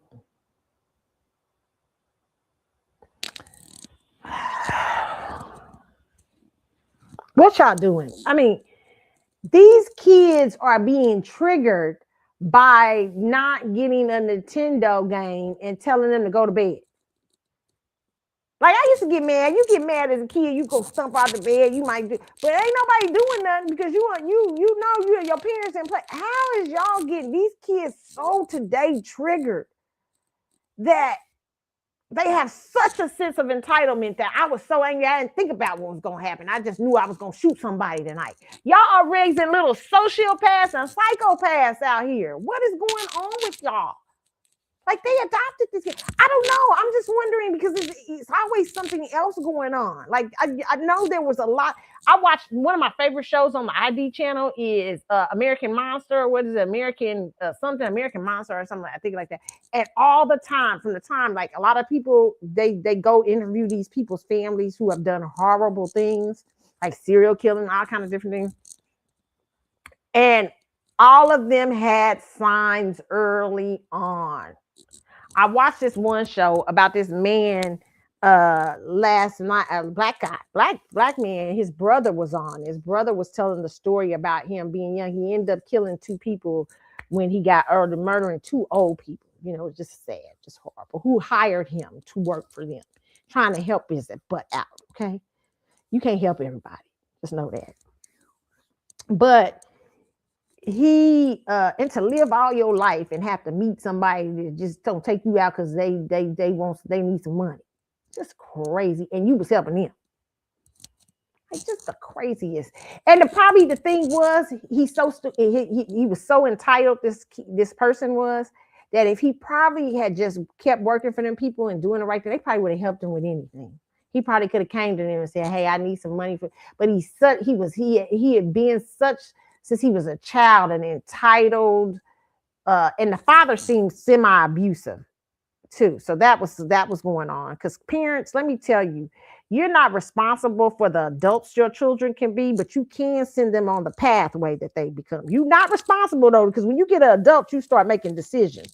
Adults make decisions. I had to tell one of my relatives this the other day. I said, shit, it don't matter what happened to you when you was little. When you was 24 years old, did you know you could go get therapy and all that stuff for it so you get yourself straightened out so you wouldn't be out here making bad decisions? Well, yeah, well, did you go get therapy? No, well, then that's fucked up. You end up being your choice is your choice. Your parents may have sent you on a journey, but you didn't have to take that. You always have a choice. Okay. So you can't, for fucked up adults do is not on you, but you can hear, listen, parents. And that's where you do need to understand you can send your child on the wrong road. You have a responsibility to raise up kids. A lot of y'all are such horrible parents. You're not parents at all. That's why I hate when people say stuff like, I heard some white conservative the other day. They so dumb too, some of them. He's saying, well, if you haven't had a child, then that's the problem. A lot of these women don't have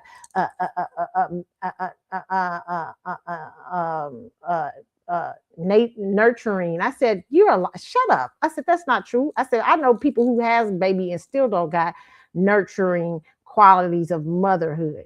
You usually have to be a mother before you have a child. And there are plenty of women who are mothers that don't have children. Some adopt, some adopted, they have children or people around them that are that come to them for advice, and their mothers in a different realm or stuff like that. But it has nothing to do. I always tell you, having a baby ain't got nothing to do with motherhood. Okay.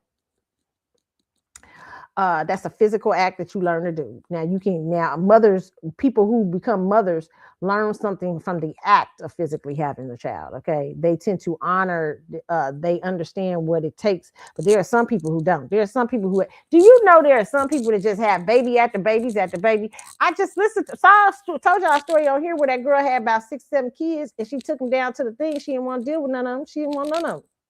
She wasn't no mother. She said, I don't want no kids. Okay, she had them one after the other, and it wasn't connected whatsoever. Let's stop that saying that. It's just ridiculous. Okay, but anyway, but some of y'all got these kids out here, and y'all are not taking no time with them. Y'all, they entitled. They got such anger problem. Are y'all seeing little shit and y'all not noticing? Like this guy's brother was talking about him. He was, from the time he was a little kid, he was a mess. Said how he saw his brother one day. There was a cat out there. He just picked up the cat, broke the cat in half, and threw it down the thing. Like when you see some shit like that, somebody pick up a cat and break it in half. You're like, the fuck? That tell you something is extremely wrong. And the parents knew he was crazy. Did nothing, didn't go get no therapy, didn't go get no help, get him nothing, and he just became a monster. Now, it's his fault that he became a monster, because he knew he was a monster after a while, because he would even tell his brother, instead of going to get some help or asking his parents to go help him, he's still out there. So he's responsible for what he is, and his parents are responsible for the bad raising they did. Okay? But come on, y'all. If a child is throwing tantrums and doing all kind of crazy stuff because they can't have you might listen. Some of y'all might need to pull y'all kids back from these televisions and these energies and these video games and televisions, because some of it is addiction energy. Like you seeing people like they addicted to these video games like crack pipes. And y'all know what a crackhead is like when they don't get no crack. They'll rob you, steal from you. You know, a person with no drug, people on any kind of drugs, wet and stuff like that. They desperate, and they out here just lost. They will do anything to anybody to get that next hit. Some of y'all sitting up there knowing them kids is addicted to them video games. You know, but you so busy in your everyday life. You so busy with bullshit that you talking about, well, I ain't got time to argue with him about the video game day. I got too much work to do and all that. No, you better sit there. You better do something. Because what's going on is it's something happening. It's something in this is about staying woke too. Stay woke, because this is people trying to attack your children through all kind of things. Television, videos, everything. Sometimes you got to protect your kids and protect their stuff. It's gonna feel like you being strict on them or something, or you got to discuss with your kids what they watching on TV. You cannot just leave them there. You just can't just leave. And yes, kids gonna do their thing and see little sneak and do little things. That's just a part of growing up. But the whole thing is for you as parents to make sure that you are pouring into your children. Make sure that when you see a problem of something, I know this little motherfucker was showing signs that he was crazy. I know he was. This ain't new. He been showing signs that he's crazy. He talking about, well, they just saying happy birthday to me a few weeks before, but guess what? You know what I'm saying? That didn't make me. When he told me to go to bed, and he took my video stick, then I felt like I'm gonna shoot somebody tonight. What? Huh?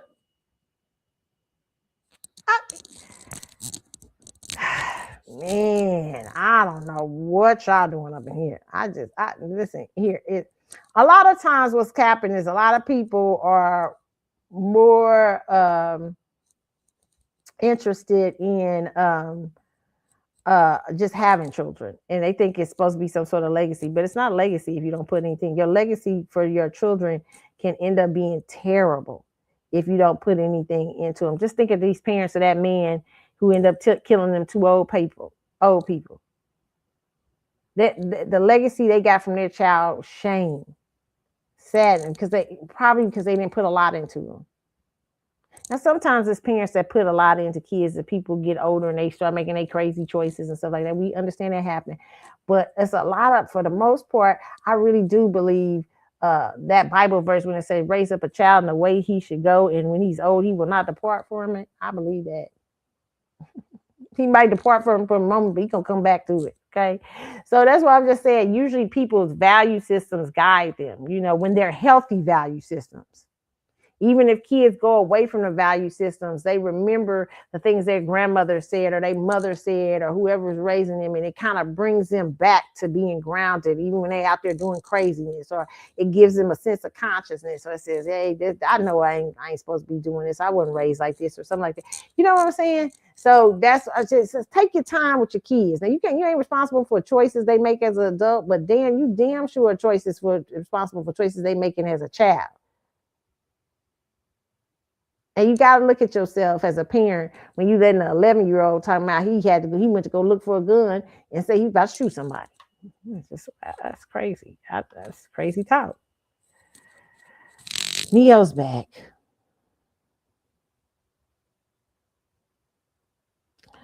Neo says he did not force his girlfriend to stop seeing other men. They willingly did it to participate in their poly relationship. It's not a poly relationship for them. It's for you. They gave their exclusivity. They chose to stick around. I don't believe that. I believe you probably it's probably more. Neo, let me just say this about these men. And Neo said he decided to try out poly life after he failed marriage to Crystal Renee. In that marriage, he was a serial cheater and realized he was not a one-woman type of man. So he approached one of his now girlfriends and told her she wasn't the only one to ask if she was open to a poly lifestyle. And these are women who just are desperados too. Listen, I rock with you. I love you, but I have to be honest with you. Okay, you know what? Here's this. And you don't got to have no show of it. I mean, just have the woman and be quiet about it. And you can run around here and just do whatever you want to do. And there are women, every woman can know about each other. I mean, a lot of y'all in poly relationships, that's nothing. There's people in poly relationships. Poly relationships is not, but you don't have to make no show of it. And if I'm Neo, I'm not making a show of this. The reason why is because this is too many. Do you not see Puffy right now? I mean, these are the kind of women. Let me just explain something to you too. No offense. Here's what. If they like the poly lifestyle, beautiful. But I always make sure a woman isn't, because Neo, you're a celebrity. When men are celebrities, women will change their value fucking systems overnight, okay? Especially, you know what I'm saying? I mean, if Denzel Washington, you ain't been tempted till you've been tempted with Denzel. Shit. I'm with Jazzy. When Jazzy was talking about $100 million, you don't know what you do when you got $100 million. It's different when you got the finest. You like, dang, when you tempted with something you like, right? You know what I'm saying? So a lot of women will change up their shit. They'll be like, oh shit, they'll become poly. They hate polyamory. Somebody's expecting to win that. Neo, I'm gonna tell you, one of them is lying. Maybe two of them. One of them is expecting to beat the other one out. Okay, one of them is. I'm trying to tell you, it's inevitable. One of them is expected, and you got to watch these type of women, because not all of them. Some of them could be honestly true to the game, and that's who they are. They poly, and they don't really give a fuck. There might be some that really don't give a fuck. And usually, when people are poly like that, they usually don't give a fuck too much about anything. They're not too much about you either. They might like you and stuff like that, but they can be easily detached from you. Okay. Now, let me just say this. And a lot of people like to live in that chaos, because let me tell you why a lot of men like Neo like to live in that chaos. Something has happened. He may have double abandonment issues. This is a man who doesn't want to address his issues. This is a man who doesn't want to do the work. He's not healthy in those relationships. He's with 3 women and still probably not healthy. Polyamory is not, if you're still not going to therapy and figuring out what the fuck is wrong with you and why you need to be going around with every fucking body, and you don't need to have one woman, and you need to be running around here just having sex with everybody and doing everything and stuff like that, which is probably, a lot of men say, well, that's just who I naturally am, or women say that's who I naturally am. But a lot of times it stems from childhood trauma. A lot of that does. So you're probably not healthy in your polyamory relationships. you're probably not healthy, you know. And you're probably dealing with women who have been abandoned and have not dealt with healing there. And so these women can cut you at any time. Understand that. Understand what you're going through. Understand the real. Now y'all need to understand some of this stuff. These women can hit you at any fucking time they want to. Listen, this ass Puffy. You think? Uh, uh, oh no. We gonna talk about it. You.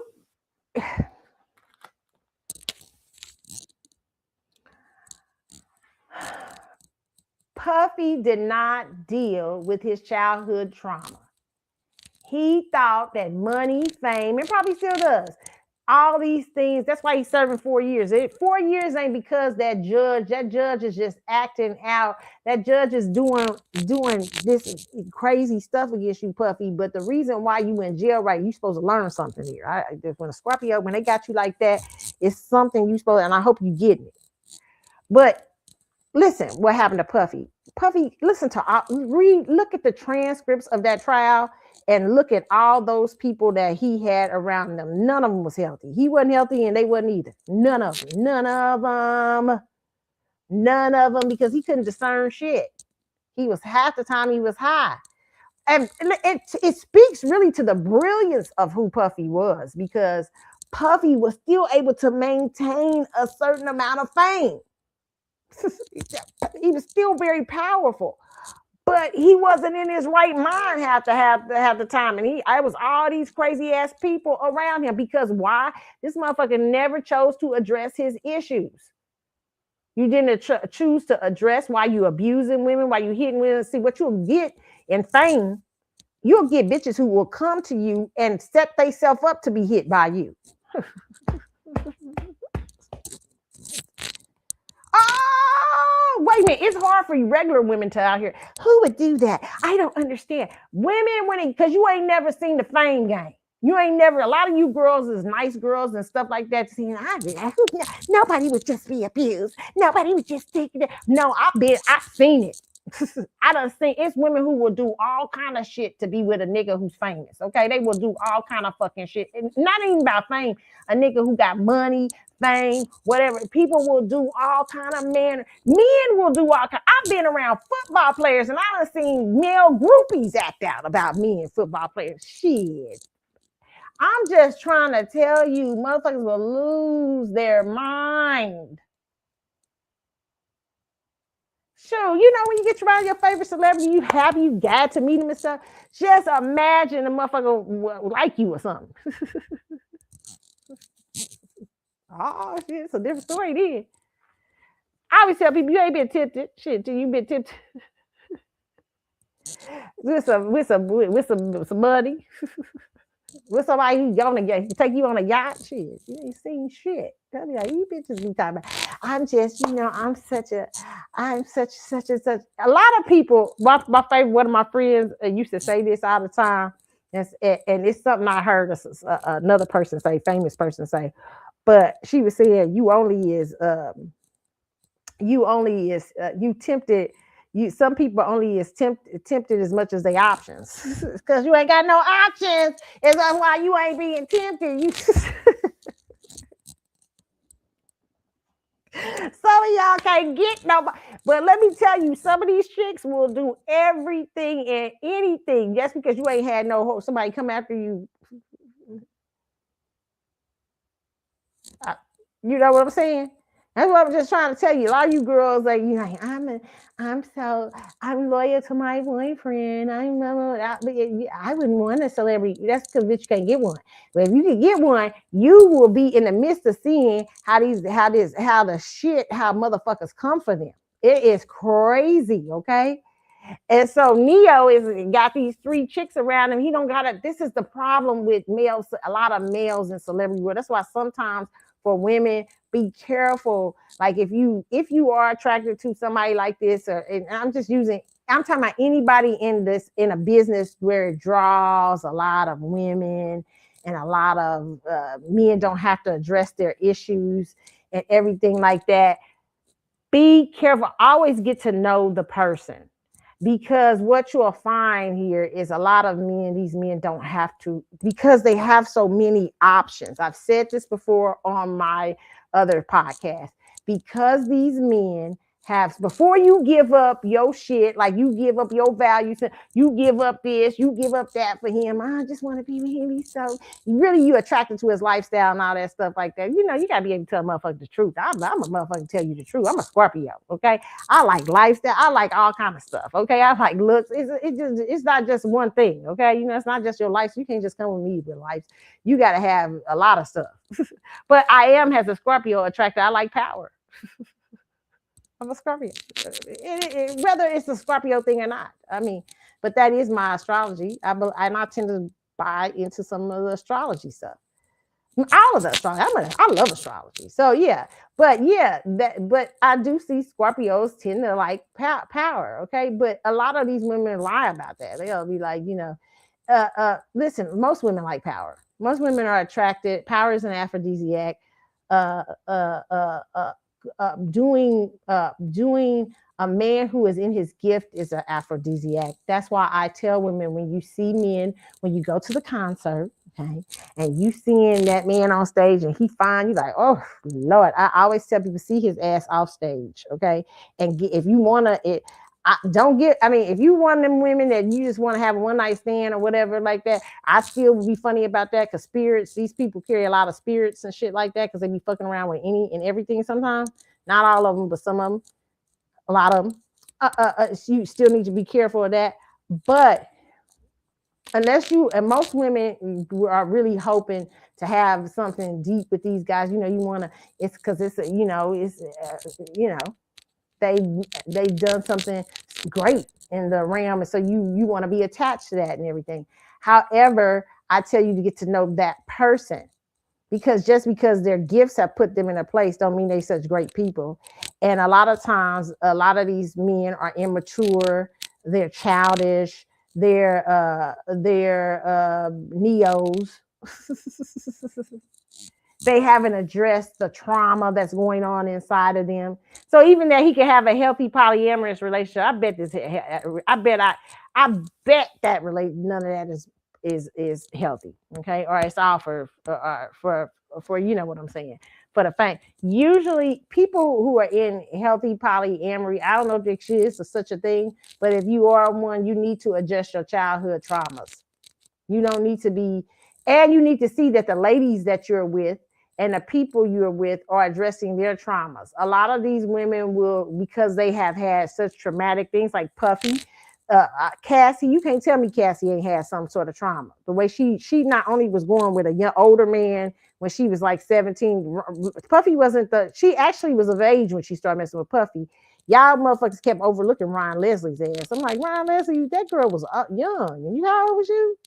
Like, you know what I'm saying? So he messed with her it seemed like very young, allegedly. So she had a habit of going with older men. And usually sometimes that's a sign of trauma too.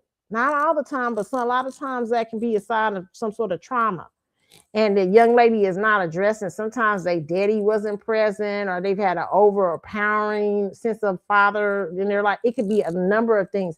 But so when you're dealing with people who haven't dealt with childhood trauma, and haven't dealt with who they are, I mean, you know what I'm saying? And are they ain't even trying to deal with it a little bit. And they out here trying to live a certain lifestyle and stuff like that. Puffy found, what he found is people who were tricky. Everybody was reflecting back to himself. Cassie reflected back to Puffy. Puffy reflected back to Cassie. Jane Doe reflected back to Puffy. Jane Doe, but Jane Doe, all those people in Puffy's life were a reflection of him, and they were, and his reflect, and he was a reflection of that too. You know what I'm saying? So why does this always happen when I'm doing this show? It never fails. I forget to turn off my thing, and y'all got to hear the ringing. It never fails. But I'm not gonna stop. I'm just gonna talk about this. it is a reflection of when you see that is, and so you see in Neo, to me, in real time. Neo, I would tell Neo, be careful in those type of relationships with those women, and really be understanding what those women's motives are, because women can layer their motives. I don't know, women are some of the most brilliant people on the planet. Okay, and so when, and you need to know what you're dealing with. Are you dealing with women who are what are you dealing with certain, let me get this, hold on you guys, let me straighten this out.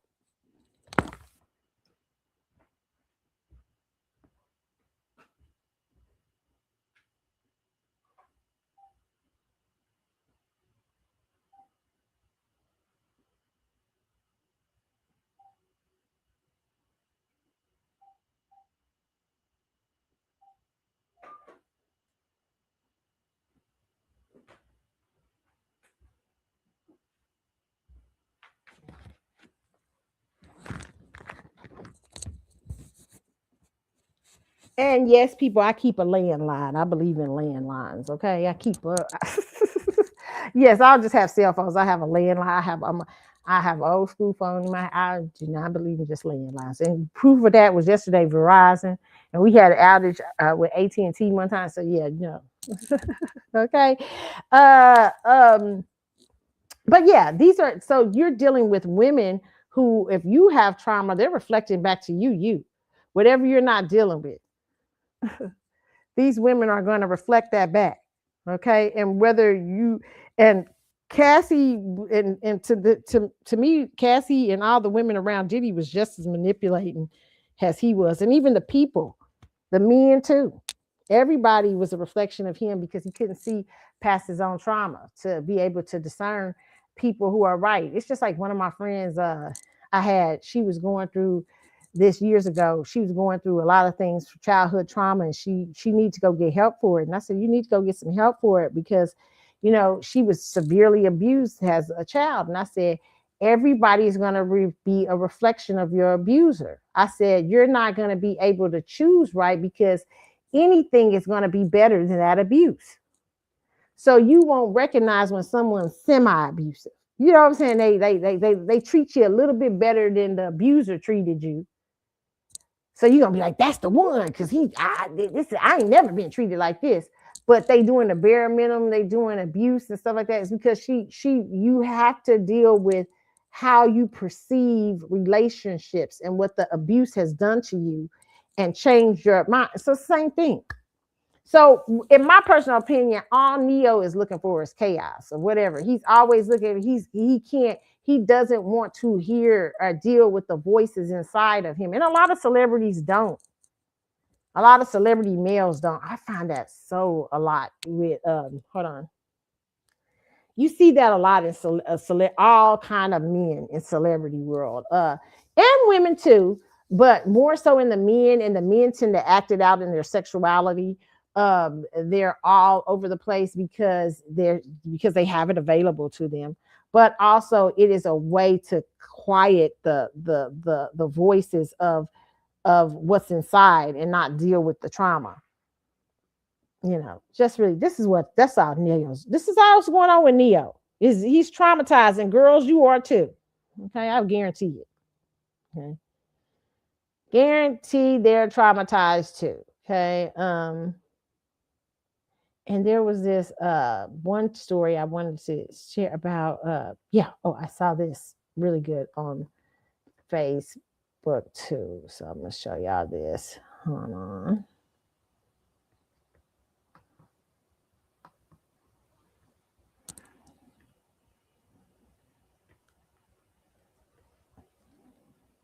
Okay, this is very interesting. Okay, they had, and I don't know who this person is, but I just saw the story. He's some sort of celebrity. I thought it was interesting. I don't know if I think he's a rapper or something. Hold on. It's on site. Hold on.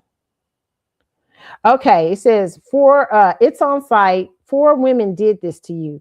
That's what Prophet tells Corey Pritchard, claiming his legal issues are spiritual in nature and tied to alleged witchcraft performed by 4 different women. One who goes by the name of Rachel. Uh,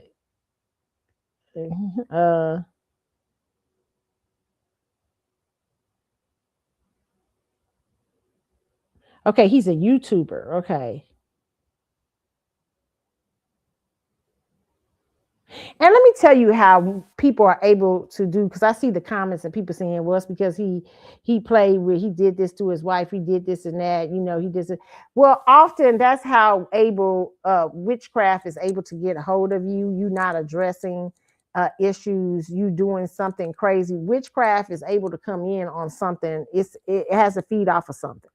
So a lot of times when people are doing black magic and stuff, black magic and work against you and spell work and stuff, it's you're usually open somewhere to it. It's somewhere something you opening up with you. If you out here cheating, you ain't understanding the lady you cheating with. You up here, you a playboy and you think you can play everybody, but you gonna run into a witch. She gonna be like, all right, so how we gonna do up in these streets? And some women you can run into, not just women, it could be men too, or warlocks and stuff like that. Okay, but some people you can run into, they could be so in love with you, they be putting love spells and shit on you and all that stuff. They, oh yeah, you don't understand why you can't get away from her. You like, damn, I don't like her ass. Shit, but here I am back in bed with her. I saw this the other day on the ID channel. This man couldn't understand why he kept being in bed with this woman. He was trying to end it with her and trying to marry this other girl and everything. But he couldn't let go because she was performing rituals on his ass, okay? And he wasn't recognizing what it was, and the coochie got a hold. She was able to hold on to him through the ritual of sex. He couldn't say no to the coochie. And because he couldn't say no to the coochie, that was her ritual. That was her feeding.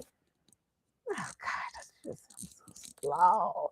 And then they didn't understand. He didn't understand why he kept spinning the block with her. He kept coming back to her and everything to the woman. And then when he finally realized and he told her no about sex, the stronghold broke over him.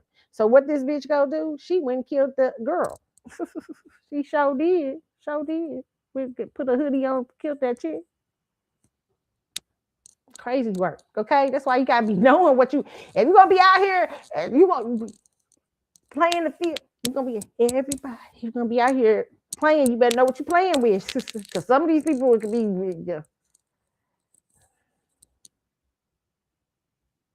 But let's talk about this. Let's listen to what happened with Corey Pritchard. Let me share this tab for y'all. Okay, here he is. Let's listen to this prophet talk to her. As you were sitting in jail, you began to speak to God in your heart. Yes. And you made a prayer. You said, God, I don't know how I got here, but I trust you that you're going to get me out of here. I did. It sounded to other people as if he was crazy. But the Lord said to me, to be precise, this was in Houston. Can I be honest? What has been happening to you is very much spiritual. You have been going through the battle of the mind. The enemy wanted to oppress your mind because of the spirit of paranoia. Now, that ancient spirit, I'm seeing in the realm of the spirit that there are 4 women who individually went to do witchcraft against you. Corey, can I talk to you? In 2025, around January, I'm seeing you in jail. Yes. As you were sitting in jail, you began to speak to God in your heart. Oh, let me forward it, guys. 4 different women. And one of the women I'm seeing, she doesn't go by her real name, but I'm going to give you a real name. Her name is Rachel. You know what I'm talking about? People know her. Look at this guy. He's looking at me like this. Ask me if I'm faking it. You're right. This woman goes by a different name, but her real name is Rachel. And the Lord says that these women gather together with people to make sure that your life is miserable. Are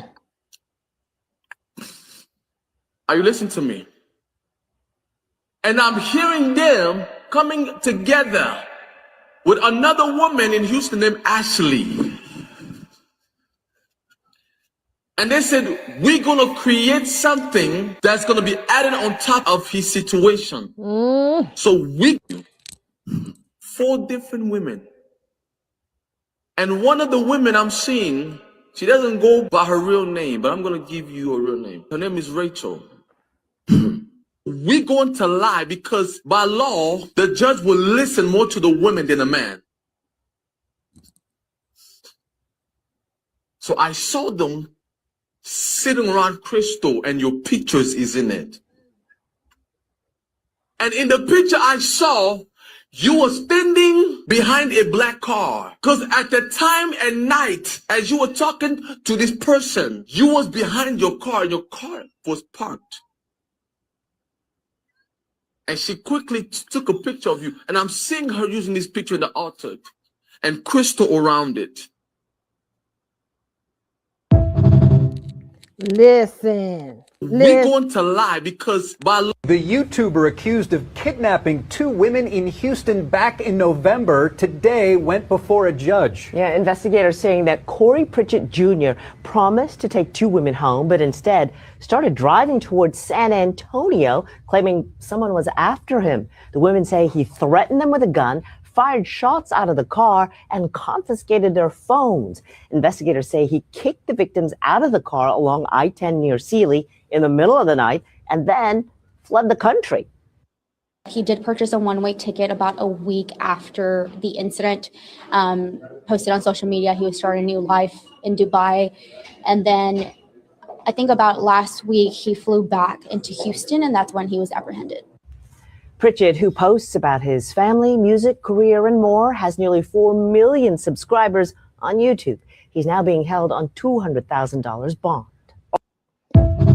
Okay, let me just say this. I don't know The if that YouTuber prophet, I don't accused know who of that kidnapping. prophet is or whatever, but Corey recognized something, whatever the prophet was telling him. Okay, I don't know if the people read up on him. I don't know. Sometimes that can be happening too. But let me just tell you this, okay? Let me tell you. Okay, this is so much of this is going on today. Ooh, so much is going on, and especially at celebrity males. Let me especially really speak to you, celebrity males and celebrity women, but specifically males because it's more likely to happen to males in the celebrity world. Celebrity women, it happens to you. Where you get attacked at is you get attached on by certain men because sometimes celebrity women get so they get so desperate for a man and stuff like that, you know, and they start, certain men will attach onto them. Coming in looking like they're going to be that man, and it's a lot of other they come in with a lot of other demonic energy and chaos and stuff. So it happens for women in different ways, okay, when we're dealing with warlock energy. But men, understand this. I don't know why these men, y'all so out here. I'm not quite sure what the fuck y'all doing. Yeah, listen, let me let you understand. Let me understand. To me, when you have power, fame, all these type of things, you have to be very careful about how you deal with relationships, women, and things around you, specifically women, because it's nothing like a woman scorned. I don't know if this is Corey, whatever this guy was name is, if he's dealing with some demonic entities and stuff, but it's bitches who will light a candle on you. It's bitches who will try to keep you through witchcraft, all kinds of, it's people who will go to a motherfucking witch and pay her to keep your ass in bondage to them. Okay, y'all better start understanding. I don't understand what, and some of you men out here, y'all, it's one particular coochie cat y'all be attracted to. You can't stay away from. I mean, not all times, not in there now. Sometimes it's just you like attracted. Every woman ain't no witch, okay? But you might know what happens when you're dealing with witchcraft. You know something's off. Like you like. Now, some of y'all that y'all feel now when you falling in love with somebody, you know, fall in love with somebody and everything like that. You know the difference between you falling in love and somebody's spirit will show you that they can be witchy. Okay, I mean in terms of not witchy because because you have white witches. I'm not talking about that. We talking about black magic. You will know when you're dealing with people who don't mind black magic, okay? Because they don't care. You already know they desperados. You know who the girls are that you fuck with that will do anything for you. Like Neo's fucking with desperate. Neo probably got a witch in his midst. I bet one of them is a witch. I wouldn't be shocked. I'm not saying one of them allegedly, my Carlotta thoughts only, but I wouldn't be surprised if one of them is dealing in black magic.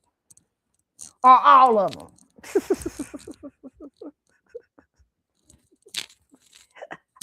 because he chooses not to go get his energy fixed. And same thing probably with Corey. Corey was probably out here being overly sexually, hypersexual, everything, and that invites them demons in too. I guarantee you. No, I don't guarantee you. Take that back. Allegedly, just Carlotta style. I wouldn't be surprised. I'm going to say that. No, not guarantee. I don't guarantee nothing. I don't know these people, but more than likely.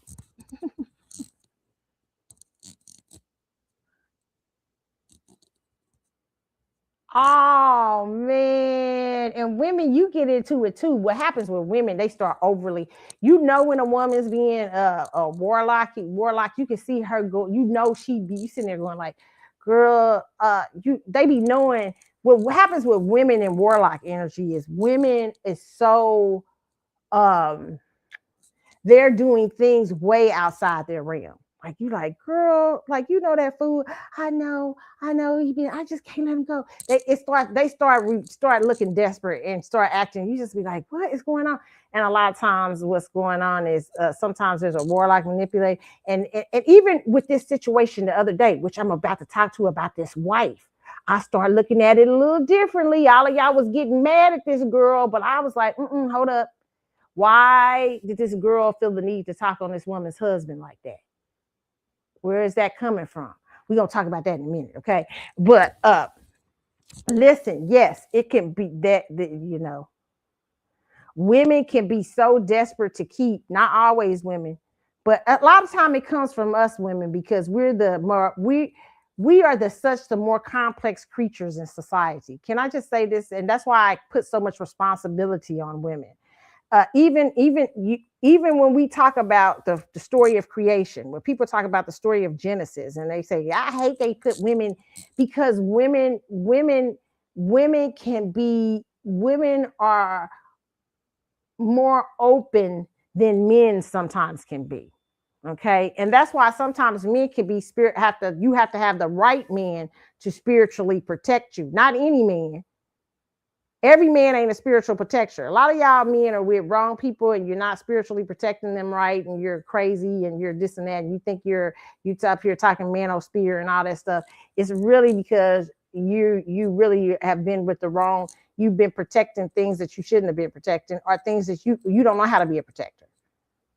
But men are the protectors of women because women are very, very, not only are they very complex, but they're very inspirational, very powerful, very open spiritually. So when you talk about the story of creation, when this serpent comes to Eve and begins to talk to Eve, because really Adam has become one track. He's sort of just into fixing the garden up and everything. And he's not looking around and understanding he has to protect this very spiritually open woman. If you don't, something's gonna start coming up here and here. You know what I'm saying? This and maybe you ain't, you know what I'm saying? Sometimes you don't have the, you ain't the sometimes in my personal opinion, you ain't the man. That's why you can't protect it. You know what I'm saying? This is somebody strong for you, and you might can't protect that's why sometimes it's some men with women, you be like, yo, like you can't handle her because her spiritual aura, and she needs something else to be able to protect her in that spiritual aura and understand her aura. Because if not, some women will get out here and they can wild out in the middle of that because you're very powerful. Let's just say that, okay? So the serpent was able to come to Eve because she was spiritually open to him. And Adam was just really a one-track mind, really, and that's why when things happen in society, man of spirit, you check this. Since y'all want to be men, check this out. When things happen in society, if you're a spiritual person, a lot of y'all came to be into Christianity.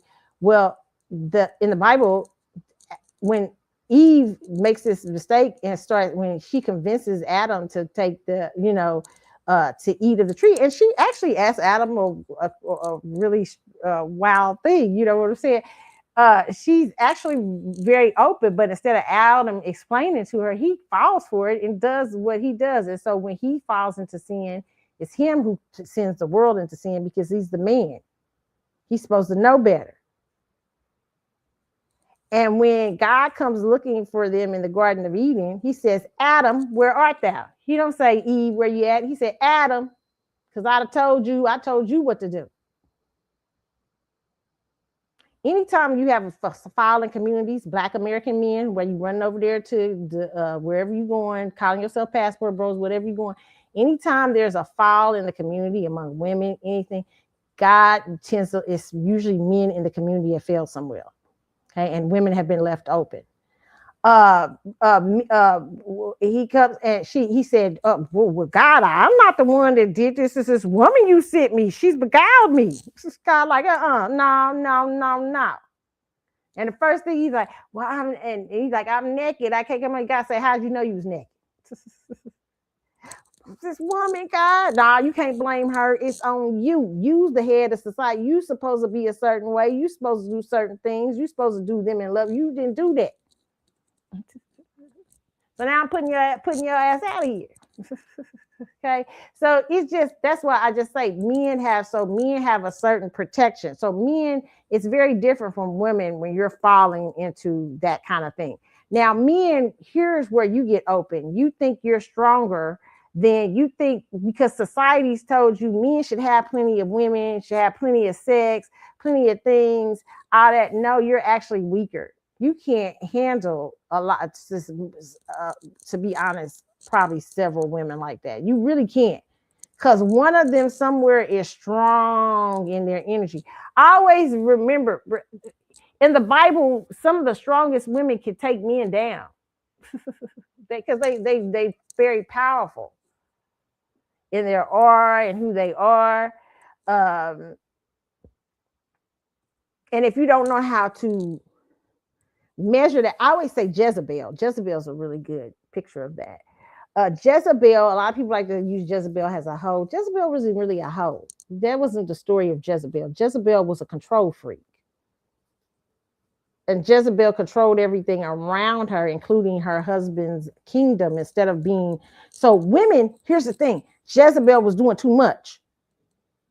Instead of knowing when to move back, when to move in, when to move back, because that's what women really, they need to know how to move in, move back. Hey, this is, babe, you want to think about this? But Jezebel be like, this is how it's going to be done. And there's very strong women like that in society, right? And so they tend to have strong people over them. But Jezebel was under probably a weak king. That's why every time women, you got to be careful, because sometimes what people perceive as nice guys can be weak guys. It's a difference. I mean, kind guys, you want kindness, not weakness. Because if you're under a weak king,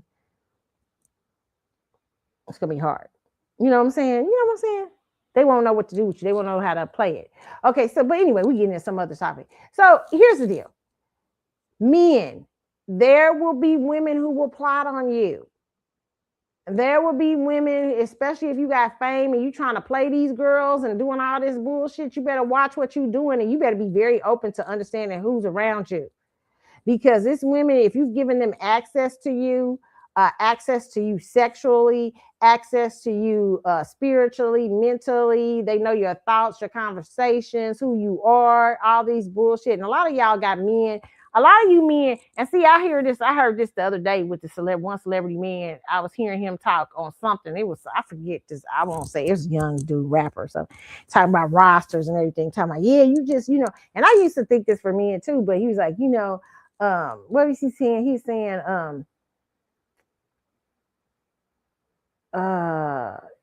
he tries not to mess with nobody who would do this or do that. It was stupid stuff. He had all the things he was saying was surface things, and I was like, I bet you ain't got nothing but you ain't picking the right ones around you. You got all the crazy ones, because he was traumatized from his own childhood. So he had people all around him that probably was doing him in. And he didn't even know it. He thought he had a roster, and the roster had him.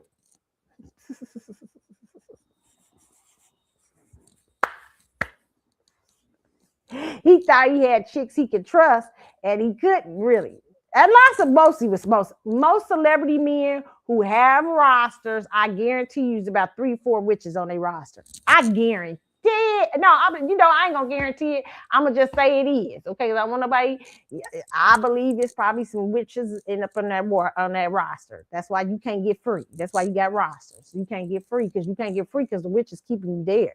She don't care about the other chicks as long as she getting her energy. Okay. So, and yet and then there are some witches that do care about the other chicks and is working to try to get them all out of there. Okay. They might be they might be using witch energy against each other and you caught in the crossfire. Okay. So yeah, I believe that poor man could be taken out by some witchcraft, especially when fame, money, and all that stuff is attached. A lot of shit come with that. Okay. So that's that. So a very interesting story there. Okay.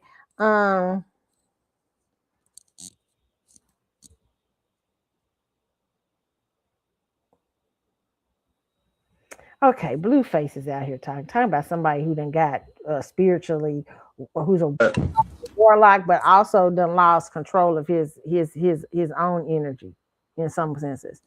And that's why I see Krishan, she's really fighting to come out. Listen, Krishan is a picture of what happens to me, in my personal opinion. I'm not saying he's a warlock, but he seems to have warlock energy.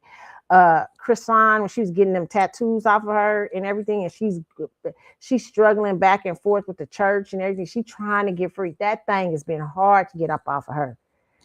That girl been having a hard time getting that thing up off of her.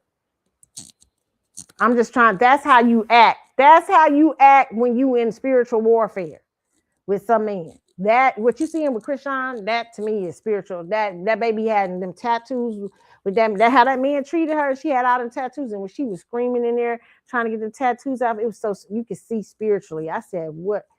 It was just she was going through what spiritually coming out of dealing with that energy. That spirit, whatever that spirit got on her sexually energy, it caught that young lady up. It had that lady. So see, warlock energy will have you acting like a drunk woman. You will be acting like a woman that's on drugs. You will look like you won't be on no drugs, but you will look like to the other people you on drugs. So they'll be seeing you around like, is she on drugs or something? Like, look at how they act. She acting about him. Like you'll be looking like you, the man, and the man really is your drug. That's your drug. You getting high off of him. So you are addicted. You are acting like an obsessed person. See, when you get, that's like I said, when you got kids out here, when I was talking about the kids addicted to their machines and stuff, there is certain things. So that warlock's got your energy and he's playing with it. He's playing games with it, and that warlock will take your energy and begin to, start messing with you. And that's what happened to Krishan, and that's the baby trying to break free. She's trying to break free. But here's this man talking. Let's look at him on here. Our first Blueface details his very short clout feud fling with Hazel E. He claims the first time they try to get intimate, immediately turned time about to lay down with each other. She wants to do it on her period. What the fuck? Hell no, bitch. That's the first impression you want to make. That's our first time laying down. You want to be bleeding on me? That's later, baby. That's like 2 years. You feel me? That's like I done fucked this bitch 100 times. And I'm on some help. Got up in there. Baby was bleeding. I got soft. I'm like, oh, this ain't even, hell no. You feel me? It's in your mouth. Dead homies. Wasn't nothing zesty when I was, you feel me? Balls all on your forehead and your chin. Dead homies. She was, wasn't nothing zesty. School crib. Baby was loving it. We're going to take his dreads down and just give, honey. Give face, darling. Bark. Girls, if you are out here and you're sexually involved with this man has got some, listen, look at his face. He's attacked. He's being attacked. This is a childhood trauma not dealt with too. And his mama got on the line the other day and trying to go off on Jill Scott for saying he was on pimp game. Yeah, because most pimps have childhood trauma. And his mama talking about, you didn't call him no pimp. You could, girl, it's exactly what she called him. Because Krishan was out here. He had Krishan acting like a hoe almost. That's why the girl is having, that's because you have never seen pimp and hoe dynamic relationships. People who have never seen pimp and hoe dynamic relationships will, and I don't know why that girl woman's even lying. Because she's been part of his childhood trauma. But what listen, pimp and hoe relationships are some of the hardest relationships to get out of. I always tell people watch Pimps Up, Hoes Down, that old documentary that Ice Cube did. I don't even know if you can get it anymore. You probably can see it on YouTube, but it shows the mindset of a pimp, how they go in there and get these girls to loving them and everything. Remember them in the movie, it's hard out here for a pimp, because he's really a pimp. That movie, I forget the name of that, My Hustle and Flow. Okay, yeah. I mean, the way you see them women acting, that's real pimp stuff. You ever seen pimps? Pimps do that. Pimps will first, they take a woman. They love women with low self-esteem. They'll let you know that. They love women who've been traumatized, who got all kind of problems and issues, and they will take you and they will give you a love and a lifestyle that you never have seen before. Like, they'll, hey girl, let's go buy yourself some new clothes. Yeah, well, yeah, dress up and all that stuff, and they'll start talking to you. Then they start sexing you, okay? They love sex. So they're going to sex you first, because it's a part of the witchcraft to get you out here to do anything you need. Then, because most pimps are demonically possessed. So then then the next thing they're going to do is, then the next thing is they're going to start asking you for favors. See how far you go. What you going to do for daddy? What you going to do? Daddy need money. Daddy need to keep you looking good. Daddy need this and that. Huh, daddy, yeah. Because you're so strung out by the sex. That's why it's dangerous to kind of dicks you jump on too. Let me just say that. Okay, young ladies? Okay, you got to know what you're dealing with. When Alexis K. Tyler used to come on my show and she used to talk about vagina power, or she used to come on and she'd be like, vagina. Alexis would have some truth. Because she'd be like, you can't have sex with everything. Because some people, you can feel the sexual energy. I've met men where I felt their sexual energy when I walked in the door. I'm like, woo! Where you can feel it. Like they strong in sexual energy. You like, oh my God. Like, what in the world? That's the kind of stuff you need to be careful of. That ain't stuff you just got to be like, I'm great, girl, I'm going to have that. I got to have him. No, you need to slow back and see what kind of person that person is and why his energy meeting you at the door instead of just him. It's not balanced. Like his sexual energy is meeting you first before him. You got to always watch that. You got to, even though it's strong and it can be sexy and all that, but you got to be like, why is that? Why are you proceeding with that? There's one person that I met. One time I met this person, and what I noticed their sexual energy met me. I felt their sexual energy and their aura immediately. It's very strong, and I don't know if it comes from. And it's funny because their personality, when you're talking to them, or when they don't give that. Now wait a minute, they go in and out of that energy. First of all, okay. And I knew why they went in and out of that energy, but when you're talking to them, they're almost childlike. They're almost like, you're like, what? Like, because you're feeling the sexual energy, like, God, when the man this person is sexy. I mean, I was like, the first man, I was like, oh my God, this particular person. I was like, shit. I mean, it's very strong. And it's not the looks, it's the sexual energy. The aura of sex is very strong.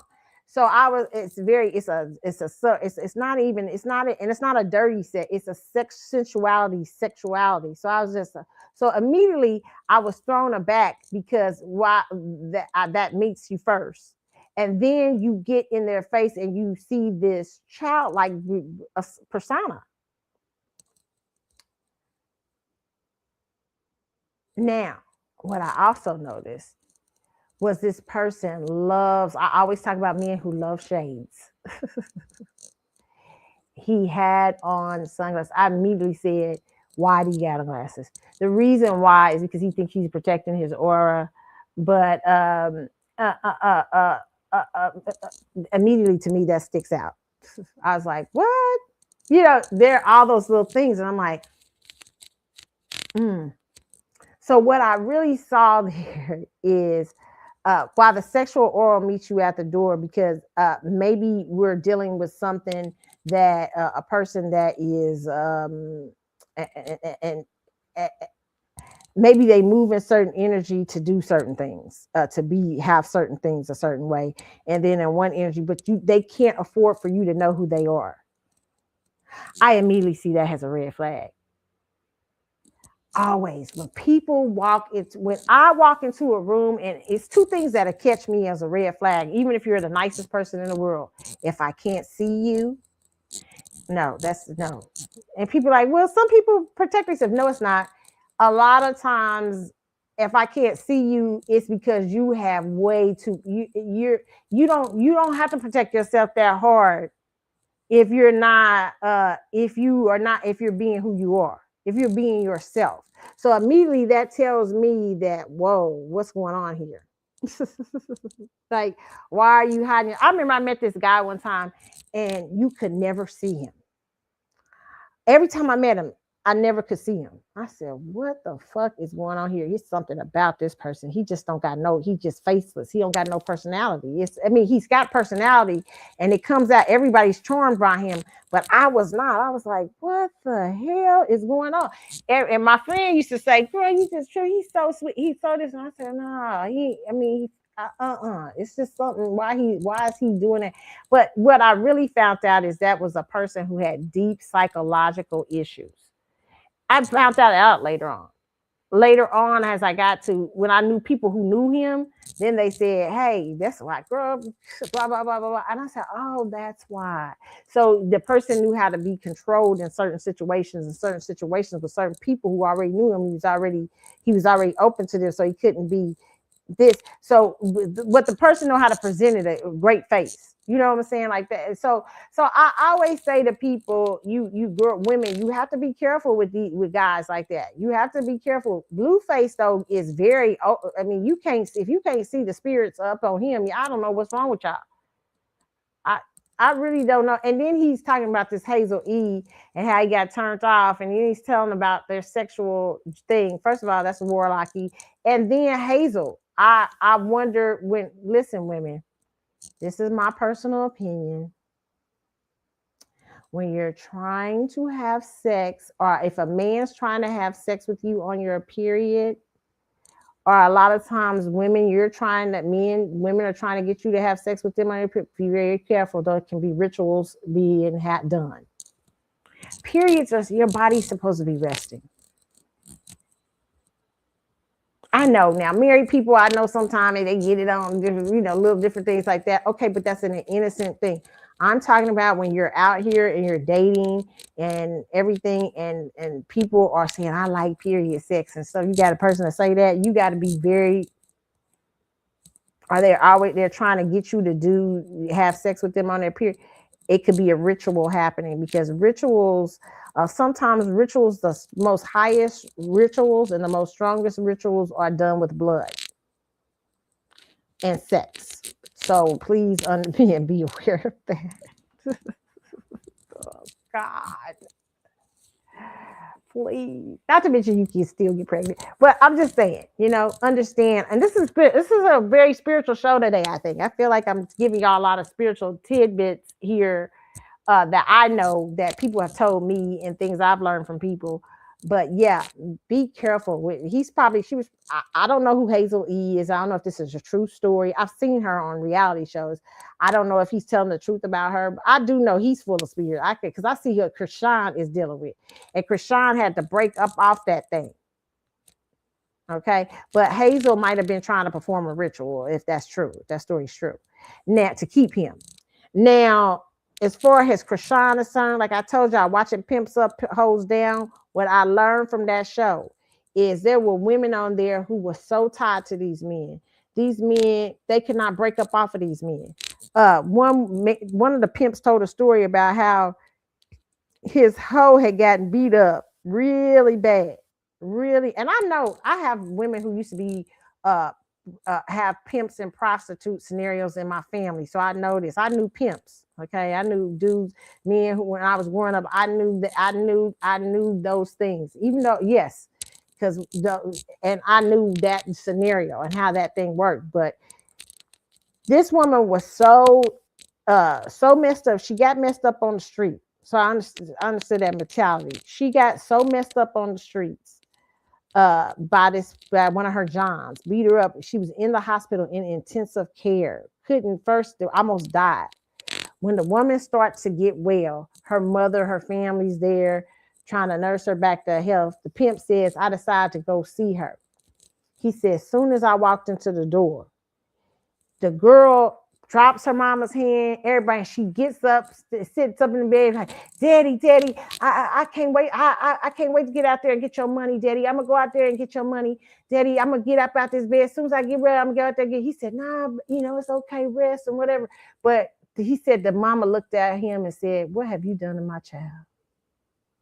Because she didn't care nothing about her life. When a pimp walked in the door, oh, Daddy, because that is probably, I bet he worked a ritual on her. I bet he's a warlock. Most pimps are warlocks, and even if they don't know it. That's how they got the magic of talk, the magic of movement and stuff like that. So when Jill said, Jill was talking on to Angie Martinez, and she said, oh, he's pimp talking pimp. Yes, he is. Okay, there's regular men who know how to do pimp game, okay? I met regular guys who, corporate guys who can run pimp game, okay? Pimp games ain't just for pimps, okay? That's why I say most warlocks come with pimp game, okay? Most warlocks come with pimp game. And that's another thing about this man I met, and I said his aura met me at the door. And the thing about it is, here's the thing about this man. When I met, this was years ago, but when I met this person, I immediately knew, there's a couple of things I knew, okay? I knew the person was attracted to me. I knew everything. I could see it immediately. But I also saw that the person was trying to hide themselves. And at that time, I'm like, you can't get me, because I see game. And what happens is a lot of times now for me, back in those days, I was a curious person. So I'd be like, let me see what that energy is. So I don't understand, or whatever. But now I recognize it. There's not, I know exactly what it is. And part of that energy with certain warlocky men like that, what they do that, why they use that energy where their sexual energy meets you at the door. Because what I tell women a lot of times is men can have sex with you before they even, it's a love story. Okay. But listen, astral everywhere. But listen, especially if they're your twin flame or your soulmate or whatever you guys perceive to be those things and stuff like that. You have to be very careful with those people who you perceive to be something special to you, twin flame, soulmates and all that stuff, because they can be not in the space that you're in, and they can heavily manipulate you, heavily send you on tangents. I've seen so many women in that twin flame community just been sent around the border with these men, because a lot of them is warlocking them and stuff like that. And a lot of times they'll send out the sexual energy to you first, but they don't, because they're traumatized. They don't want you. The manipulation is you not getting to know them.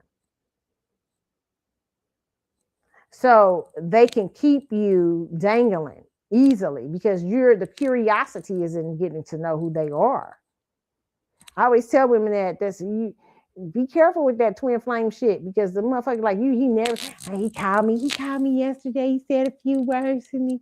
He asked me, oh God. And he I say, but did he tell you,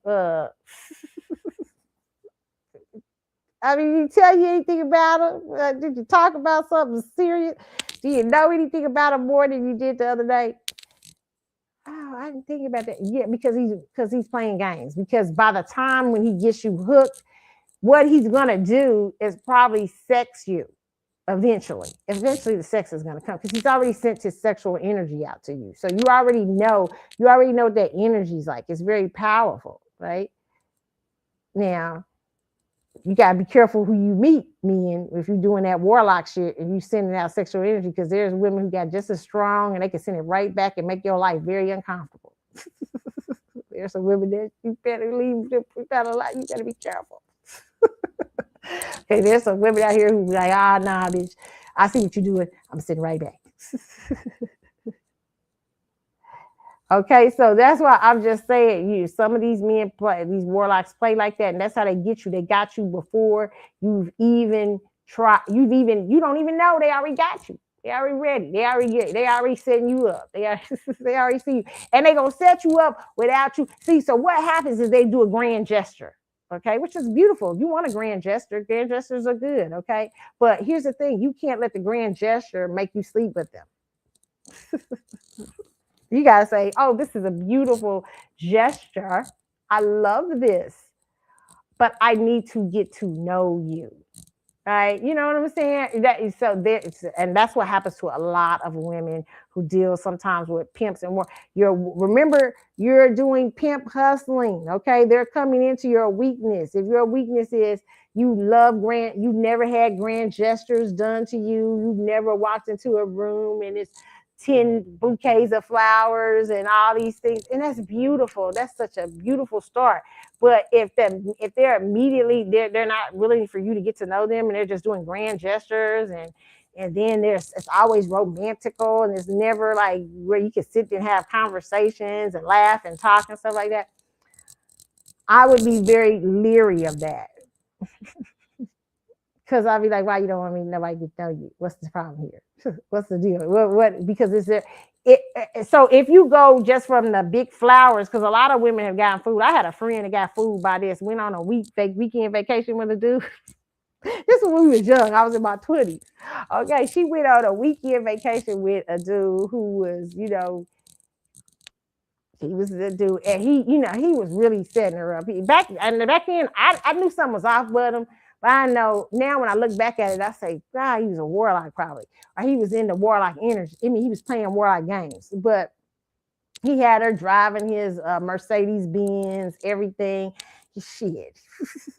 I mean, he had a lifestyle. I mean, dude was cold, okay? And so, me and my other friend, we was like, something's off right there. With that, we weren't trying to be, but we just knew it, but we didn't want to tell her. We didn't want to get her upset and everything. And so he took her off on a weekend to some Caribbean, someplace. I mean, listen, he had that shit set up. Okay. And here's the thing, it always used to disturb me because he would come in spurts. He was a big time athlete. Okay. He would only show up in spurts with her. And every time he showed up, it was grand gestures. As a matter of fact, he gave her his Benz, she started driving him around. I forget how something happened one night and he ends up leaving his Benz with her. Like, just take it, whatever you need. Don't worry about it. She didn't drive her car anymore, just driving this Negro's Benz around. But let me tell you what happened. It gets good, okay? So she goes on this grand trip with this man.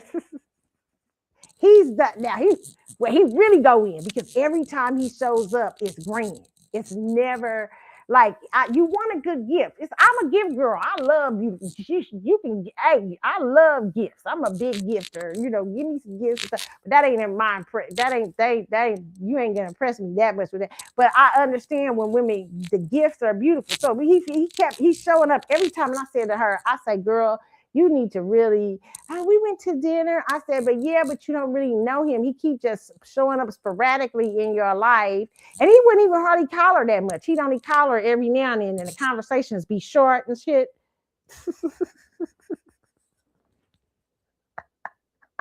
This is back in the maybe late 90s, early 2000s. Right? So he takes her off on this grand trip and he really do it up, okay? Because he's going in for the kill. Right? Oh, she's telling us about it. It sounds like every girl's dream. I'm like, God, I said, but again, I realize that my friend still don't know shit about his ass. Okay. Listen, 2 weeks later, late at night, my friend just drops me off or whatever, one of my other friends.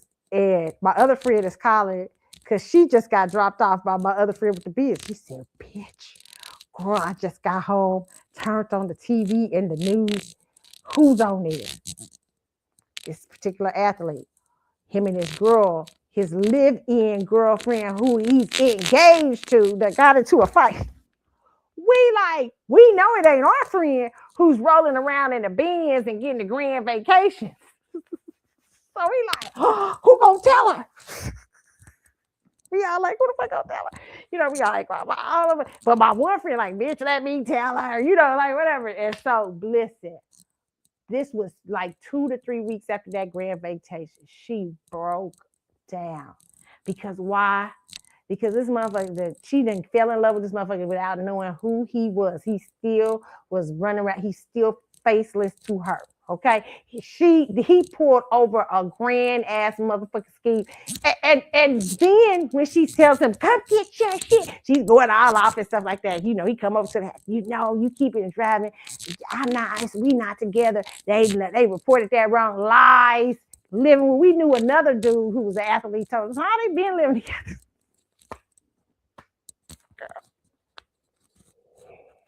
It was horrible for her. You talking about broken. But he had already put the fix in. It took her a minute to get out of it because he already put the fix in. He had already took her on a grand vacation. He had already created the illusion. So when she realized there's the living girlfriend and the baby and she's supposed to be married, she still couldn't get out of it because he put the fix in on her. And how he put the fix in on her was he never really showed him himself. That's why he didn't let her, that's why he didn't talk too long. That's why he didn't do this. Not because he just didn't, because he had this relationship. I want you girls to understand something. Not because he had this other relationship that he was scared to talk to her because he knew something was going to come out. He knows something she would have questioned. But she should have questioned the little things. It's the small foxes that spoil the vine. You should question them short ass phone calls. You should question the big ass gestures. You should question sexual energy meeting you beforehand and when you first meet somebody. And you should definitely, like a motherfucker, question shades.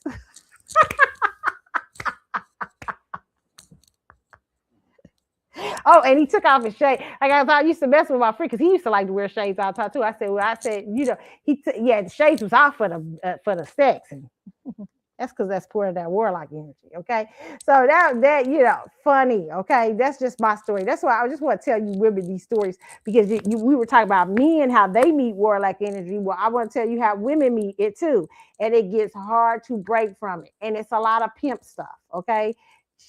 Jill Scott was absolutely right when she was talking to Angie Martinez this week, and she said that she was saying that he's dealing in pimp energy, and he probably is dealing also in black magic or some sort of warlock energy. That's just my personal opinion, just looking at it. Okay, I mean, because y'all got to realize when y'all have these sexual experiences with these men, that whatever's on them might become on you if you only spiritually protect yourself. Okay, seriously. All right, and even if you are for twin flamers and soulmates, and you believe in astral plane sex and all that stuff, same thing. Okay, you dealing with them in the spirit realm, you know, stuff like that. You got to be careful.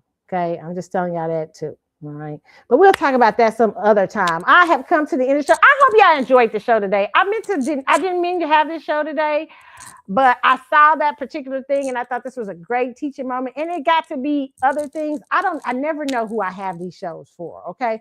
Sometimes I listen back and my own show will help me. Okay. So I just hope it today I feel like it's for young people or single people or anybody. I hope I've encouraged you, or married people, anybody who hopefully I've encouraged you, or you like the show, you've laughed. Because I hope I make you laugh. I hope you enjoy the topics and everything. I try to use every topic. So topics I'm just having a good time, and you know, celebrity gossip and stuff. But I'm hoping that out of every topic you get something for your life or something that you can learn and use in your own world and stuff like that. Okay. And sometimes everything I say ain't always right. Sometimes I go back and I'll be like, I don't know if I agree with that. You know, so but I hope you can get something out of this. I feel like today was a good one. Okay. So I pray y'all got a good thing out of this. Okay. You guys have a good rest of your week. Oh my God, tonight. Wait a minute, I didn't talk about it for the Power fans. Where are you at, Power fans? Power fans, yeah, what's up, Power fans? Tonight, Power Force ends. We're getting ready for Power Legacy. Tommy's story in Chicago is coming to an end. It says the beginning of the end. Tommy's story in Chicago is coming to an end. Now, we know Tommy gonna make it because we got Power Book Legacy coming. But what we're all excited about, we're all hyped about, if you're a true OG Power fans, we excited about seeing Tyreek St. Patrick come up in there. Okay, we like, is Tyreek going to show up tonight? Because we know at the end of Power Book Ghost, Tyreek has won the game. You know, like Tyreek's a little. This is what I tell people all the time. That character of Tyreek. Shout out to Courtney Kemp. Nah, 50 Cent is just one of the executive producers. He's facing white capital, but Courtney Kemp, the real writer, that girl right there. Shout out to Courtney Kemp and all the writers who do the Power thing justice. Listen. Courtney Kemp and all the other, I forget the other guy who writes this other one, who's really good, who helps write, wrote Force. This is Force's best season, by the way. Oh my God, Force has been awesome this season, better than any other season. But if Force would have started out like this, baby, okay. But listen, so the way they wrote Tyreek, I mean, Tyreek, I felt they rushed it a little bit at the end of the Tyreek, the last one, but I hope we get to see growth. I'm hearing the rumor is we're going to see a Tyreek that is grown up. I'm not sure. Are we going to even see Tyreek? Okay, but you know, at the end of Power Book Ghost, he gets a phone call. He's like, tell them niggas to bring the smoke. We like, is that Tommy? Tommy needs some help. And we see Tommy at the last preview of Power Book Ghost, what Tommy say, I got to call in a favor. Woo. I'm so excited. I'm hoping we see Tyreek St. Patrick come save the day. And we know ain't nobody smarter in the Power universe. Nope. Ghost was not a smart I know you Ghost fans like to think Ghost was smart. Ghost was not smart. Ghost was a dumb drug dealer. His son is such a brilliant. Patrick, say what's his name is Tyreek is brilliant. Tyreek is a gangster that's a brilliant gangster.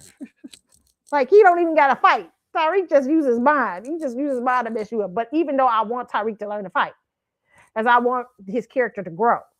But yeah, for Power Book Legacy, I hope I'm seeing a fighting Tyreek and a driving Tyreek, driving consistently. Right. But I want to see a Tyreek that, see, Ghost had his mind sometimes, but Ghost was more of a violent person. That's how he got the name. Ghost was violent because he could sneak up on you and stuff. And Ghost was smart, but Ghost got he ain't no Tyreek. Ghost kind of is like, you know, he was street smart, but Tyreek is all of it. Tyreek is street smart because of Kanan. He's a psychopath because of Tommy. He's a sociopath and a brilliant businessman because of Ghost. Ooh, Tyreek is made up of all the wildest elements. I love that character. Michael Rainey Jr. is one of my favorite characters because we watched him from a little boy on Power. We saw, that's why I say I hate when people don't give Michael Rainey Jr. his love because he deserves it. He was a little kid on Power and we watched him grow into this kid we hated. All of us hated him. We was like, this little bad mother, you know, Ghost, do something about him and stuff. And Ghost couldn't handle him because he was too smart. He was just... I remember when Ghost, he almost got Ghost and Tommy killed by the mafia? I mean, he crazy.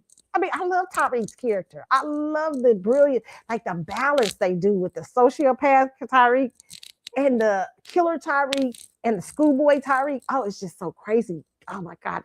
Power is one of my favorite shows. And I know, you know, y'all shocked at that. A lot of people tell me they shocked at me like in Power because they say, you seem like, you know, that you're an intellectual, you know, I like a good gangster flick.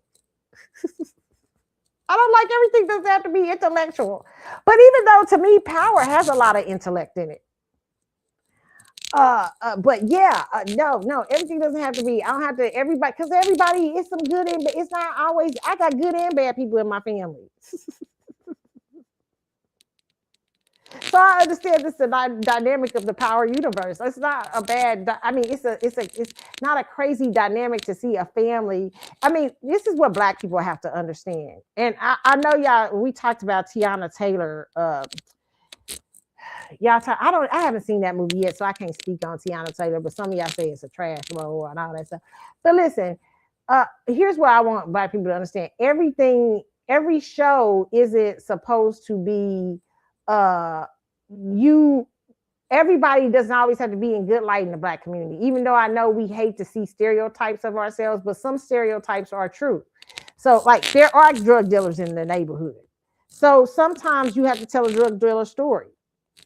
But I feel like the only problem I feel Hollywood has a bad time in balancing us and who we are as a people and balancing our real stories beside the 20% drug dealers or the 10% drug dealers and bad people. They tend to tell more bad stories than good.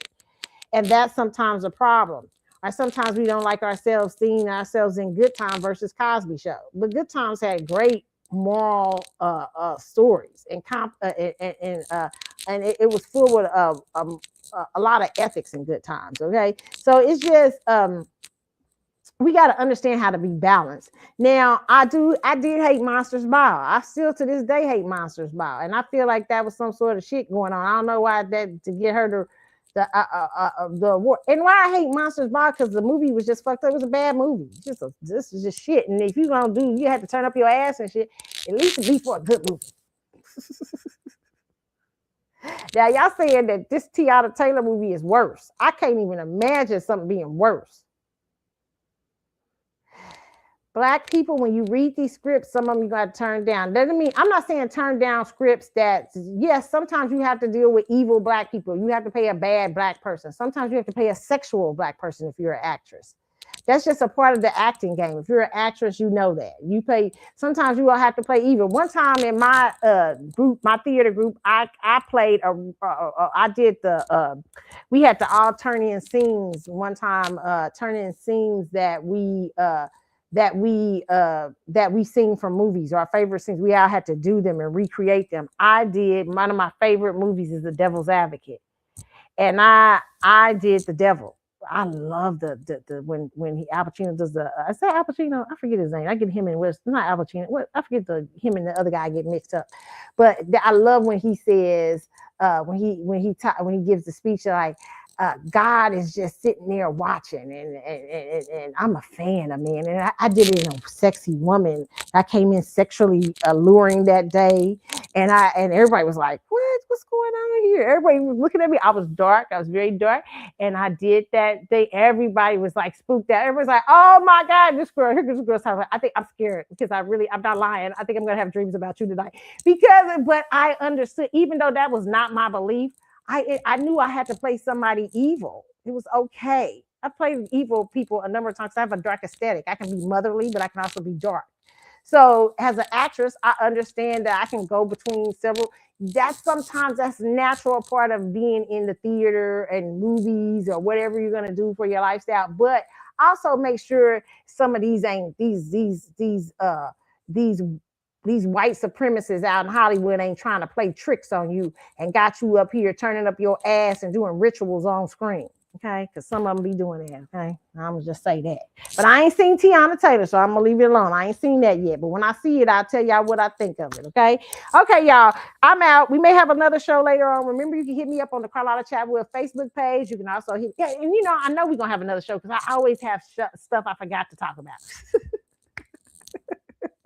I always do, okay? But the Carlotta Chatwood Facebook page, you can hit me up on. You can also hit me up on C Chatwood Show and Carlotta72 on X. You can hit me up on Instagram at Carly, CARLYS_Galaxy.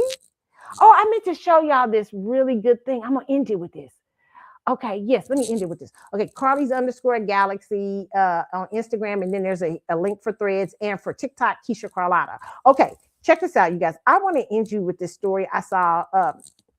It was really good. I put this up on the Facebook page several weeks ago, and I don't know if we talked about it on one of the shows, but I wanted to re-put her back. I think I did talk about this on one of the shows. Did I? I did a few weeks ago. Okay, but let me show y'all. Let me bring this back. Okay, hold on. Let me do this. Let me look it up because I loved her story. I thought it was really good, and I think I did talk about this a few weeks ago on the show, maybe about 3 weeks ago. You have to go back 3 weeks to the show, but I'll do it again. I'll show it again.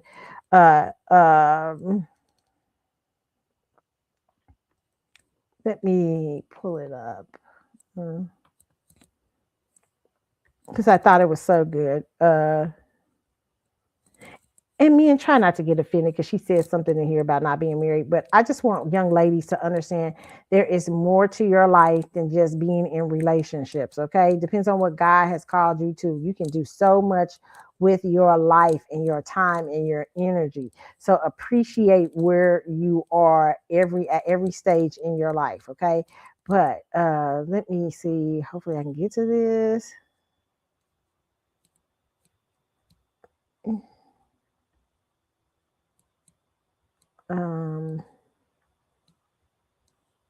Oh, I hope I can find it.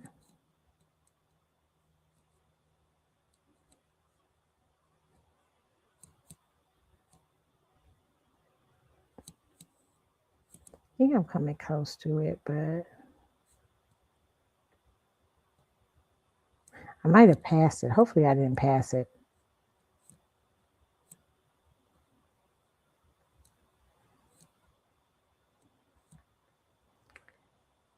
Okay. Hold on, y'all. I think I may have passed it. So let me start come back up. I really wanted to end the show with this today. Okay. So I wanted you guys to see this.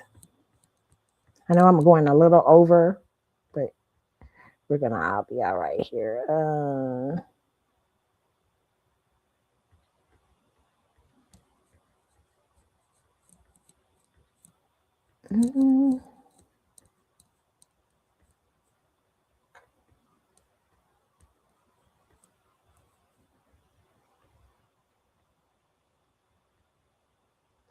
Okay.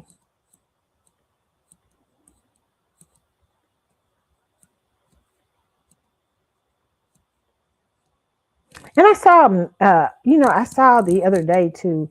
I think Maxwell had reposted this too. I mean, he posted this. He didn't post it for me, but I think he posted it, which I was surprised that I had talked about it. God, I really can't find what I did with it.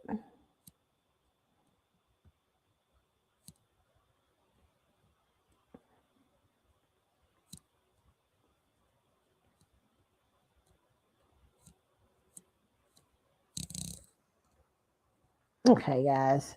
Okay, let me look one more place here. It's on my page somewhere. I just don't know where. Okay. Let's see here.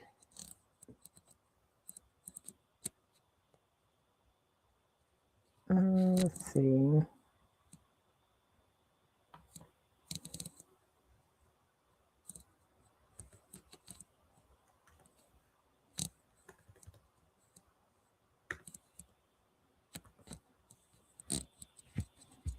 We're gonna steal it because I think Maxwell had posted the same thing, and I had posted it a few weeks before, but we're gonna steal from him because I can't find my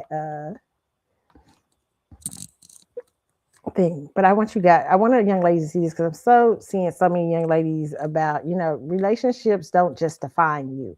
You're defined by a number of things in your life. Your relationship will be one of the things that define you. If you end up married or some, you will be, that's one of the roles you will play in life, but you will be defined by many things. Okay.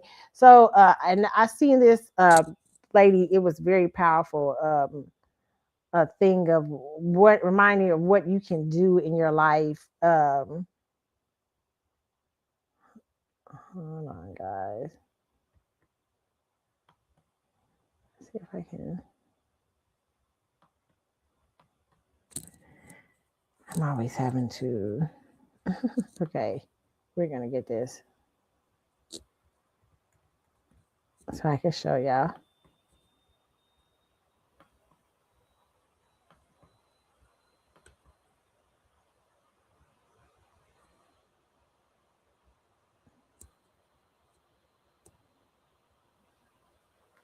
Okay. Okay, let's take a listen. Okay, this is Betty Reed Soskin, and so I want you guys to hear her story. We're gonna end the show with that today. You guys have a good one, and this is to the power of what you can be as women, no matter what. You don't have to define your life just by relationships or anything like that. You can do so much in your life eat where you're at now. Okay, so I enjoy, and it's never too late. This is what it's never too late. You know, God will find your gifts and talents at sometimes the strangest times. Okay, so take a listen to this. I hope you guys get something from it. So we're gonna do. Hold on. Glad Maxwell posted it. Okay, so let's do I it. have been so many women so many different times. I've been a daughter, a mother, a businesswoman, a federal worker. I was 85 before I became a park ranger. I retired at 100. I've actually been so many things that's hard to remember. I'm 101 years old. When I was in my 40s, I believe, I suffered a mental break. During my breakdown, I would be singing. I remembered several songs, only to find that I'd written them. Little boy black, city streets calling. They're fascinating songs. They tend to be about life as I was living it. I think that music has the power to change anything because I could sing things that I couldn't say, but when I sang them, they were acceptable. I was discovered any number of times. So I couldn't do that. I had 4 children. I wanted to be a Betty who sang. I didn't want to be a singer. I set the box of songs in the closet, and they stayed in that box for 40 years, only to be found a few years ago by a filmmaker who was doing a film about me, and they have provided a soundtrack for a film that tells my life story. When my 2 husbands and my father all died within 3 months, I was no longer defined by someone else's name. I didn't consider myself a feminist because the men in my life were suffering the same kinds of oppression that I was. It wasn't until the 90s that I began to take on feminism as a role for me. That's when I began to really feel like Betty. The advice I would give to myself as I was a young woman would be to never marry. I could have done all the things that I have done without a man. What's more important in life? The questions are the important things. Each time they get asked, there's a different meaning because you've grown so much from the last time you asked it. The answers are only temporary. Being 101 is really something because you feel as if you're starting all over again. I don't know what comes next, but I do know that I'm ready for it. I never really dreamed that there were so many parts to me. I don't think I'll be remembered as a park ranger. I want to be remembered as Betty. My name is Betty, and this is my brief but spectacular take on signing my name to freedom.